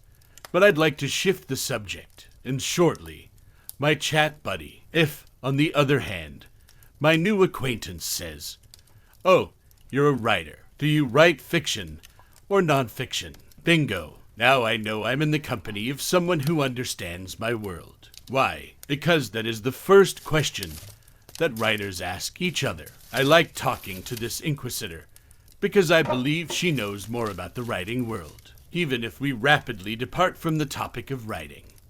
She has come across as a well-informed individual. Every job, sport, or hobby has insider opening questions that everyone in the same industry asks, as well as dumb outsider inquiries that they never ask each other. When an astronaut meets another astronaut, he asks, "What missions have you been on?" Never, "How do you go to the restroom up there?" A dentist inquires of another dentist, "Are you in general practice, or do you have a specialty? Have you heard any excellent pain jokes lately?" The good news is that beginning Jobblediggook is a simple language. You don't need to learn buzzwords.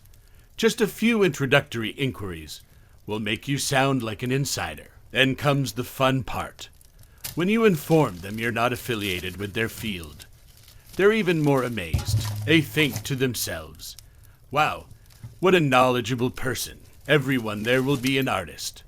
So please help. It is not difficult to gather decent Jobblediggook. Assume you've been invited to a gallery opening where you'll be meeting a lot of artists. If you don't speak artist, look through your Rolodex to see if you have an artist acquaintance or two. You've discovered one, sort of. Sally, one of your friends, went to art school. You call her and say, "Sally, I know this seems crazy, but I've been invited to an event where I'm sure I'll be conversing with a lot of artists. Could you recommend some good questions for me to ask?" Sally may find your question strange, but your diligence should impress her. Maybe she'll answer, "Well, ask artists what media they work in." You inquire, "Medium, sure." She'll tell you that is the insider's way of asking if they work with acrylics, oil, charcoal, pen, and so forth. Oh, she cautions against asking artists to describe their work. They believe theirs is a unique visual medium that cannot be articulated.